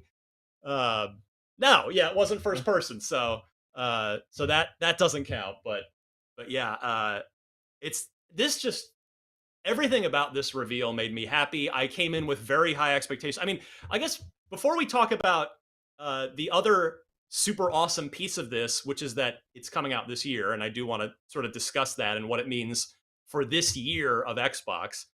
I kind of want to just go around. I'll start with Khalif. What were your expectations for Indy coming in, just knowing the pedigree of the studio and whatever you thought this game was going to be? And did this reveal meet them, exceed them, not meet them? How you feeling, Khalif? Yeah, I think it met all of those expectations. My only worry for this game was around, is this IP old enough that the generation that we are now in will just have forgotten it or not have it won't have any relevancy to it. And I think now getting a chance to see what the gameplay looks like, what the visuals look like, all of those pieces, I think that's how you bridge that gap, where even if you didn't have that kind of, fandom or that feeling of, what does this mean to you and what does Indy mean to you as a character, just looking at it from a game perspective, it looks like a AAA, very highly polished video game that you would want to check out no matter who you might be. And I think they've probably figured out that gap in between that relevancy and what we know in that fandom. So very, very excited for that. And I think they absolutely hit every expectation that I had. So super excited for that.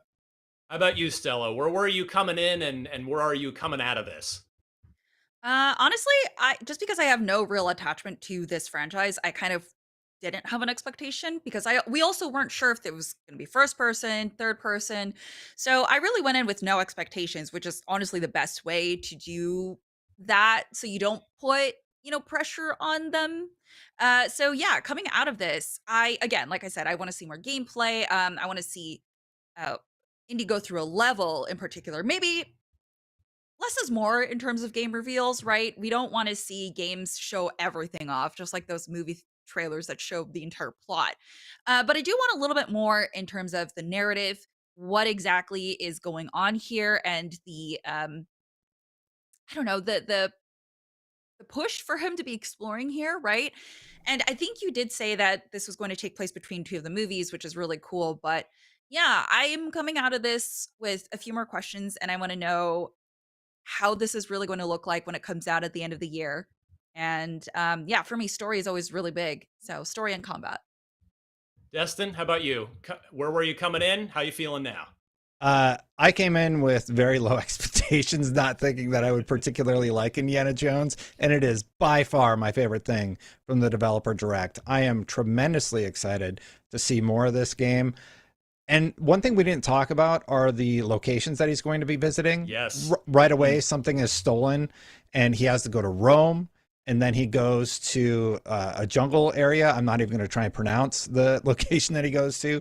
He goes to the Egypt pyramids, and he goes to the Himalayan mountains. So you got a green location, a sandy location, a snow location, and a city location just in this trailer alone. So he's going to be There going. was a Zeppelin in there too. I'm sure we're going to be getting to fight on one of those. Yeah, so not only is it going to be visually diverse, which is just amazing, but its integration of puzzles is also really, really exciting to me. It made me think of, I've had Legacy of Kain on the brain right away, which mixes these little combat sections with puzzle sections, and I haven't really played a game like that in a long time. So to see Indy, just everything about the tone of this, I'm just like, this is exactly how I would want an indie game to be. It's perfect for the character, and it's perfect for those combat encounters, and very, very stoked afterwards. Yeah, I mean, I came in with pretty high expectations given everything that this studio has achieved already, and I would say I'm even on a higher cloud 9. It might be a cloud 10 after this. I could not have asked for a better gameplay reveal than that. I love how many how much of the soul of Riddick is in this, and in addition to the technological achievements going on too. Like, this is a beautiful looking game. I think it's super significant. What one of you mentioned it earlier. I think it's quite significant that they licensed Harrison Ford's likeness for this. Like, so they didn't just get like a kind of not quite Harrison Ford look. Like, it's him. It's not his voice, which was to be expected given that Mr. Ford is north of 80 years old and this is set when he's much younger. But the sound alike sounds great, and I'm loving this. So Indiana Jones, 2 thumbs up from all of us here. Let's talk about the game that I think we were probably most excited for after Indy coming into this, and that is Avowed. So Avowed, I'll tee up all of you by first mentioning, again, my informal Twitter poll. So let's see here. Thoughts on what you saw of Avowed? Just about 40% of people said they loved it. 33%, so pretty close, saying seemed pretty good. 18.6%, it looked okay. 8.5% saying I didn't like what I saw. So not quite the same ultra satisfaction level as Indy, but still overall pretty darn positive. And Destin, I'll start with you for Avowed, because this is a game that you've been talking about. You talked that you were a little kind of maybe unpleasantly surprised at the art direction change from the gameplay reveal we got at the showcase last year relative to the sort of CG first-person tone piece that we got at the actual announcement of this back in 2020. So now that you've seen some gameplay, how you feeling about Avowed? I think gameplay looks a lot better than that original gameplay teaser that they showed. They did a better job of giving us an impression of how things are going to play out. They also focused in on story and how the story is going to be integrated and how there will be more moral nuance and consequences to your actions throughout your gameplay experience. But the one thing that got me was the combat. I was very pleasantly surprised to see an improvement on the combat, because in that initial trailer, there was a lot of stuff just running straight at you and then you kill it, right? This time you're like, they're showing the shield dash, they're showing counters, and they're showing a lot of really, really interesting, cool stuff that you're going to be able to do in this game. And being able to switch on the fly to different styles of combat, like from magic to melee, to sword and board, I like that a lot. I like that you're going to be able to do that. Fall 2024, still, they said rich, weird, and wonderful was the goal. I think they achieved that, but it's still a wait and see for me. I'm excited, but I'm waiting to see how well they nail that story. And I'm totally going to kill that guy that they they teased at the beginning. He's gone. Sorry, buddy. Oh man! Before I throw to Destin, and excuse me, to Stella and Khalif, I just want to real quick. We're doing this live on the fly. We were just watching this. Like, we're not having time. We can't like take in any like information that's coming in after this. And so our producer just was in my ear telling me that Troy Baker is voicing Indiana Jones. So kudos to Troy for a fantastic Harrison Ford impression. That is 2 thumbs up. He's playing someone besides Troy Baker in a game this time, which is nice to see. All right, back to Avowed. Khalif, your thoughts on this one? I am not voiced by Troy Baker, but you probably could be though. He's that good. He's that good. It looks great. I think one of the things I came away with is, ditto on everything that Destin said. I think in the combat, the one thing I'm a little bit worried about is it does look a little stiff when you're doing the melee parts of the combat. I would love to have seen a little bit more kind of reaction from some of the enemies when you hit them with your sword or when you hit them with the melee weapon, because I think that just adds to that layer of what you see in that first person mode and that first person perspective.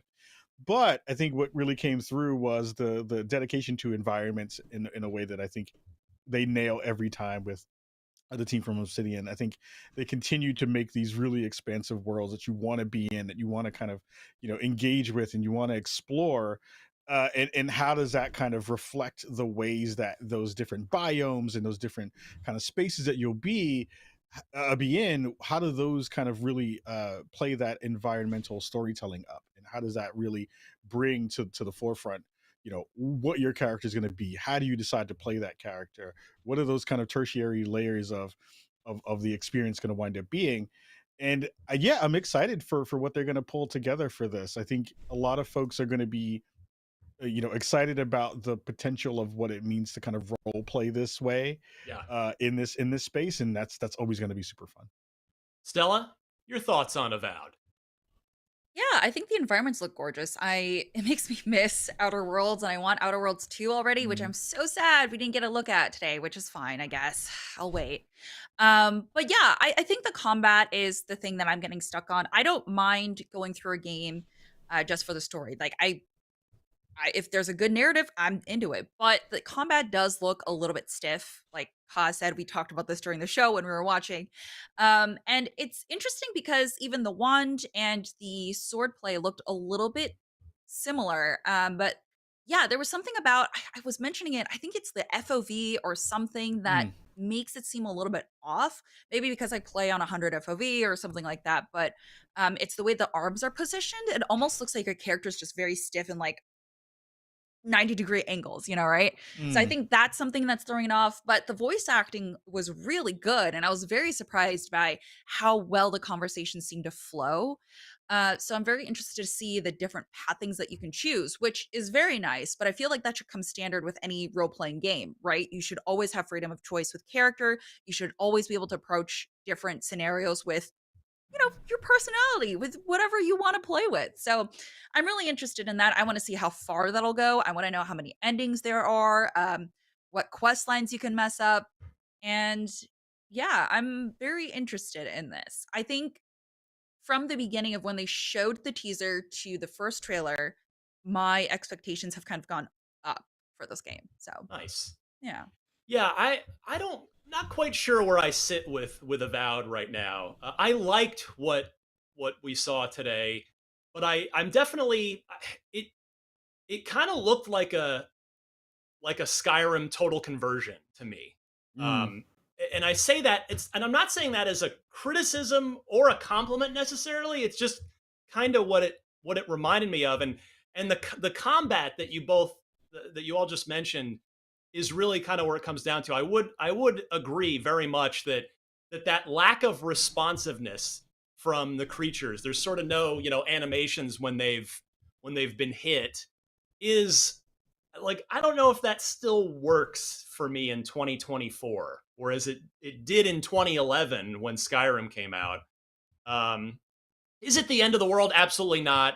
I mean, again, you all covered it. Obsidian, we're going to get a great story. We're going to get some really cool quest options and character interactions.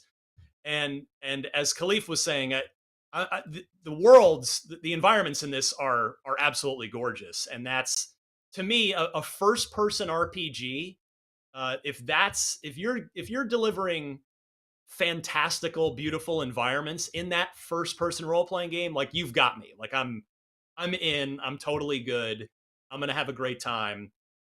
So yeah, I'm kind of curious how this will actually like kind of feel to sit down and play with, versus just watching gameplay. But yeah, super solid and fall 2024 for this one, and just later in 2024 for indie. Which, if I were to take an educated guess, I would probably guess that means they're not quite ready to narrow in on indie yet. Like, they're not quite sure if they're going to need maybe a couple more months of polish. Like, maybe they're aiming for September, but it could slip to November. So we'll see on indie. But we know we've got Avowed in the fall to look forward to. So it's, again, we're going to be. I mean, we can talk more at the end, but right now we're looking at May for Hellblade 2, which we're going to talk about next. And then towards the end of the year, Avowed and Indiana Jones. So already it is January 18th as we record this. We already have like 2 exclusives set to go for fall 2024, in addition to one in the spring with Hellblade 2. In fact, let's just go right into Hellblade 2 now, because we are on the clock a little bit here. We've got about 17 to 20 minutes left in this live episode. So, Hellblade 2. This is a game we've seen quite a bit. Most recently at the Game Awards, when we got a new gameplay trailer. Stella, let me go to you first on this one. We did get a release date. Did anything you saw today from Hellblade up your interest level? Did it take it down at all? Or did you just want the release date? Like, what was your reaction to the Hellblade portion of the developer direct today? Yeah, so just like you, Ryan, I haven't played the first game yet, but I totally plan to. But no, my excitement has kind of stayed the same for this, just because I know the quality that they deliver, right? Like, we know that they can deliver what they say they can. So for me, I'm not super worried about this game. I think it looks absolutely brutal, and I love that. I am all for any type of like grimy, gruesome game that comes out that really has your character struggling, right? I love that. I love stories where your character doesn't suffer from main character syndrome. I love that you're just another person, right? You're in this world where there are always going to be things that are more menaces because they're bigger than you. And I really like that. I also want to point out that when I was talking about what we might see at the developer direct for this game, I was totally right again with the background that we got on the psychology of this, focusing on the psychosis. And I absolutely love getting behind the scenes footage of, the performers going around the mic and doing the voices all around for the surround sound. And I think that's really cool. So I have not played Hellblade, so I can't speak to the story of the first one and how it's going to continue into this one, but hopefully I can. Right now I'm working through a backlog of games, so, slowly get into it. Yeah, to your point about liking the fact that she's vulnerable and human and not just like a superhero. One of the developers said during the presentation is they want the player to feel like they always just scrape through the battle. And yeah, I would say that came through pretty clearly on this. Khalif, how about you? Where'd you land with Hellblade after this? I just need the game at this point. Everything about this game just screams I want it. And I think massive shout out again to the Xbox team for producing all of these kind of mini vid docs in these developer directs. I think they really do a great job of not only showcasing the game, but the teams behind them in such a really profound way. And I think you do get a really good glimpse of all the work it takes to make a game like Hellblade 2 really come together. I am a big fan of everything that 3 Lateral has done in terms of the performance capture space, and Epic, what they've been doing with their technology. And I think this game is the one game that you continue to get a chance to see how far we've come from a technology standpoint. And I think it really does have that feather in the cap for Xbox to be able to say, this game is pushing the boundaries of what we usually have seen technology wise. And this is the thing that's going to be on our console, day and date whenever it winds up dropping. So they continue to impress with us. And I just need it now at this point. Well said. Yeah. Oh, sorry, Stella, go ahead. Oh, no, I was just going to point out, I see on our Slack that we've been talking about this, and Senua's Saga Hellblade 2 will be digitals only, sold at $49.99. Yeah, that's incredible. Yeah, that's awesome. I wonder if Well, that that would speaks to the. Go suggest. ahead, Oh, sorry. Go ahead, Khalif. No, I was just going to say, I wonder if that speaks to what the developer talked about this being a shorter, kind of more tight experience, and I wonder if that's the pricing kind of model for that. So, yeah, just Well, they said Exactly my lengthwise. They said lengthwise it'll be similar to the first game. The response to it being digital only, I think, has been widely negative from the community. But honestly, I feel like that's the direction we're going.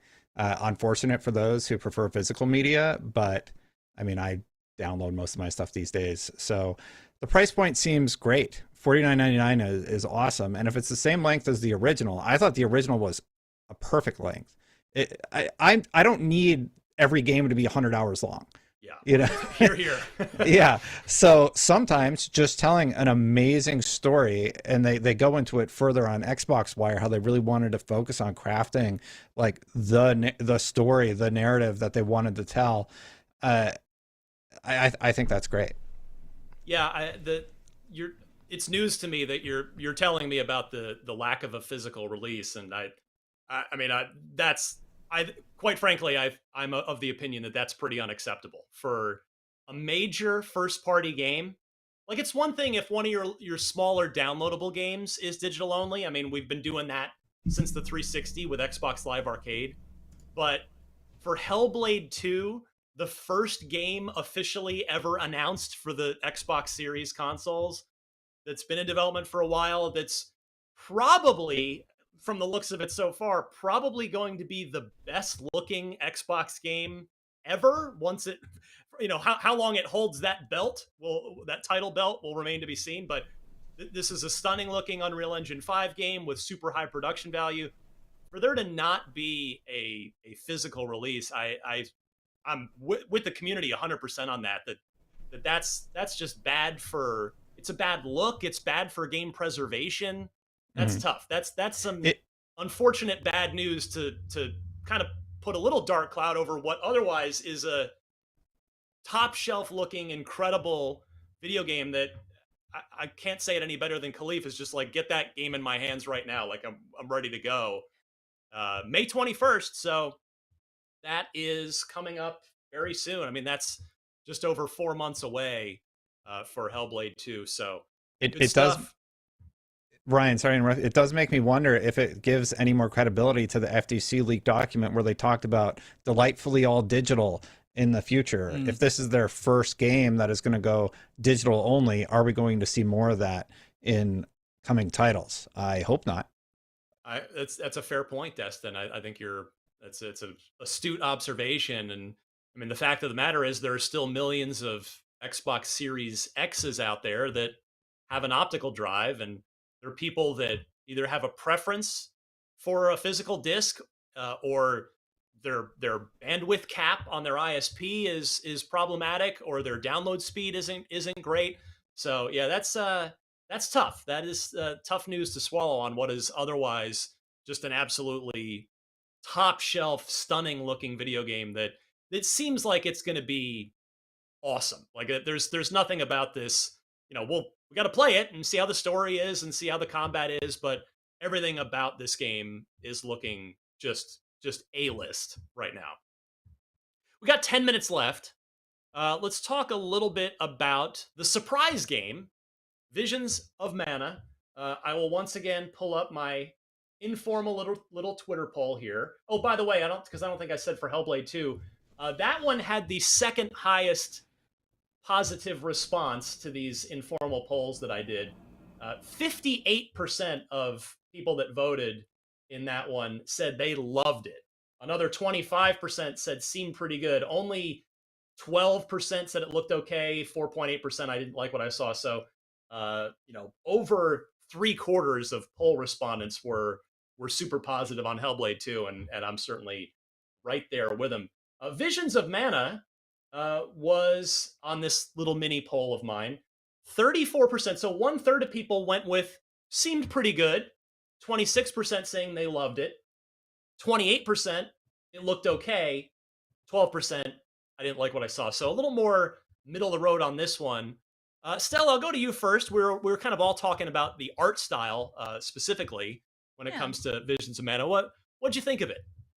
I think it's cute. I have not played any games in this franchise, but I think it looks really cute. I mean, you can ride the little Yorkshire Terrier looking animal, which is really cute. Yeah, I've not really been into games like this before, but I think it looks really great, and I think players who are a fan of the franchise will be really happy. It looks really great. Combat looks very snappy. And the gameplay that we saw looked really clean and crisp here. I mean, the art style really works really well with the shading and the way the combat flows. And all the little creatures are so cute. Like that turtle is wearing a helmet. And I genuinely don't think I could play this game because I can't beat up these cute little creatures. So yeah, they're really cute. And I don't think I could play it because I refuse to level up or progress the game by killing any of those little creatures. So yeah. Khalif Adams, Visions of Mana. I mean, I was really just transfixed with Ishii-san's jacket and look. the best trench coat in game dev by far. Just knocked it out of the park in terms of presentation. I'm with Stella on terms of like not really having had a lot of time with this series in this franchise at all. I mean, it was interesting to just see how many games they rifled off that are in the Mana series, and I was like, damn, there's a lot of mana. There's so much mana in this Mana. But it looks really pretty. I think this is going to be one of those games that, for those folks who are already kind of in tune with this series and have been a big part of it or have had history with it, they're going to really be hyped for this. But it's going to be one of those things that I'd have to kind of just like get hands on and play around with and see, and then kind of do the work to go back and see why people are so excited for this franchise and why people care so much. But it looks really gorgeous. It looks really pretty. And shout out to Ishii-san for looking so dope on the stream. Popping the collar too. Yeah. He had it all going on. Destin, Visions of Mana, what'd you think? I was a little surprised to see a game that's multi-platform put into the developer direct where we're focusing on Xbox exclusives. Personally, Visions of Mana is coming to PlayStation 5, PlayStation 4, Xbox, of course, and basically everything. So I was a little surprised to see it there. And for people that are excited for games with this art style and this sort of vision, I'm really glad that Xbox has that offering for them. I remember when they were trying to get like Blue Dragon off the ground back in the 360 era, and it really feels like having their presence during this showcase shows, hey, look, we're really serious about Japanese developers collaborating with us. And I think that was the purpose of it. Look, we're BFFs with Square. Here's Visions of Mana. And this is part of the continued bridge building between Xbox and Square Enix that will hopefully result in Final Fantasy VII finally coming to the Xbox platform. Right after Final Fantasy XIV starts its open beta, basically February, I believe, is what they said.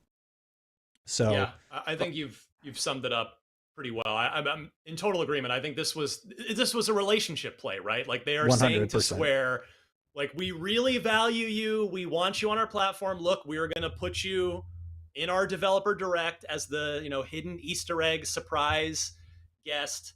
And I do think, just to be clear, before I say what I'm about to say, I think this game looks stunning. Like, I love this art style, like how it's almost kind of a cartoon, like an anime come to life, like not kind of one-to-one, but just that sort of very colorful vibe to it, which I love.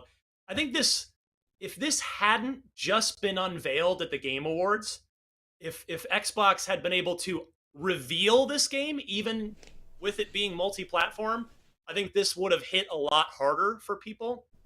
But given that we had just seen it, it was kind of like, oh, okay. Like, it was nice to see it included, but I don't think there was really a lot of surprise and delight, despite the fact that it was a surprise entry in this presentation. It's still nice to see it, don't get me wrong. Happy that it's there, but and like you said, Destin, if putting it in there helps get more Square Enix games onto the Xbox platform, particularly in a day and date manner as this game is going to be released, then sure, I'm all for it, no problem. Let's do it. All right, we've got about 4 minutes left for some closing thoughts. I know there's one game we haven't covered. I think it's just candidly not really any of our cups of teas, respectively. That is, I'll check it out. Our Yeah, I history wanna play untold. it. Go ahead, Destin. I want to play. Well, I mean, you're right. Aura History Untold. It's like I don't even know what genre it is. It's a 4X strategy game. Yeah, 4X strategy game. I'm intrigued by it, but I don't know enough about that type of game. So I'm glad it's there for, like I said, it's all about like hitting all the boxes, right? Yeah. So they have Visions of Mana that they showcase for the relationship play. They have Hellblade 2 for like really, really focused storytelling. Indiana Jones is their big game that they're going to be tentpole. Yeah. And Aura is sort of filling a niche in the Xbox portfolio. I think it's smart to have it as part of this conference, but I'm not the expert to talk about Aura. Well, so we got about 3 minutes here. That's perfect amount of time. Closing thoughts, your thoughts on the Direct, the Developer Direct overall. Maybe if you want to give it a grade, go for it. Khalif, I'll give you the first word here. I give it an A. It was a fantastic showcase. I think they did exactly what they would hope to do with one of these kinds of showings, and I think they really gave the Xbox fandom and fan base a really good look at this upcoming year and what's going to be dropping. Stella? I would need more time to think about a grade. But I think they did what they showed us what they said they were going to show us, right? No surprises. They described what they were going to do. It's a developer direct, and yeah, they delivered it. And I think they were able to tide everyone's expectations over with the different games that they were looking forward to. Obviously, we got more in-depth gameplay looks at Indie, well, the first real look, really, and then Senua's next journey. And Aura really went into depth on their development as well. So yeah, we got exactly what they said they would give us. Destin? They showed a little bit of everything for all the different genres, really. So from a business perspective, I'll give it an A. And Indie was a huge hit for me, so that game definitely gets an A. But from a Destin perspective, like I'm only hyped about some of the games, so B for Destin. But in terms of what they're trying to do, I get what they're going for. Yeah, I'm an A as well, and that is mostly indie. Like I'm not gonna lie, but Hellblade, I got what I wanted, which was that release date. Mm-hmm. I knew going in that Aura wasn't really my jam, and that's okay. Mm-hmm. Avowed looked solid. I guess if I were to say anything, I wouldn't say it disappointed me. It just didn't. I wanted to be more impressed than I wanted. It looked good. It just didn't. It wasn't like, whoa, that's Avowed, cool. So I'm not quite there where I was hoping to be with Avowed yet, but we got plenty of time. But yeah, the indie just like over-indexed big time for me in that. And I think they knew it. I think Microsoft knew it. There's a reason it was last. I mean, I think we all would have predicted that it would be the last thing shown in this, and it was. But I think they knew that indie was freaking awesome, and it was. And they gave it the most amount of time, and they showed a decent bit of it, and that Indiana Jones 100% delivered. I think that's the common sentiment out there. That's certainly how I feel. So this is now 2 developer directs, each of the last 2 Januaries. Hopefully this is now going to be a regular thing. I mean, with so many studios in the portfolio now, particularly when you roll in Activision Blizzard, along with Bethesda, there's every reason to believe that Microsoft will have enough to keep doing these and not have them feel forced every January. So hopefully this is the second in what is now going to be a tradition. And I say bravo, Microsoft. You did good today. Xbox fans, a lot to like. Good stuff. Thank you all for watching. Check us out every week on Podcast Unlocked. We are IGN's weekly Xbox show. You can find us on YouTube at youtube.com/IGN Games or on any of your favorite podcast services. Thanks for joining us live this week, and we'll see you next time.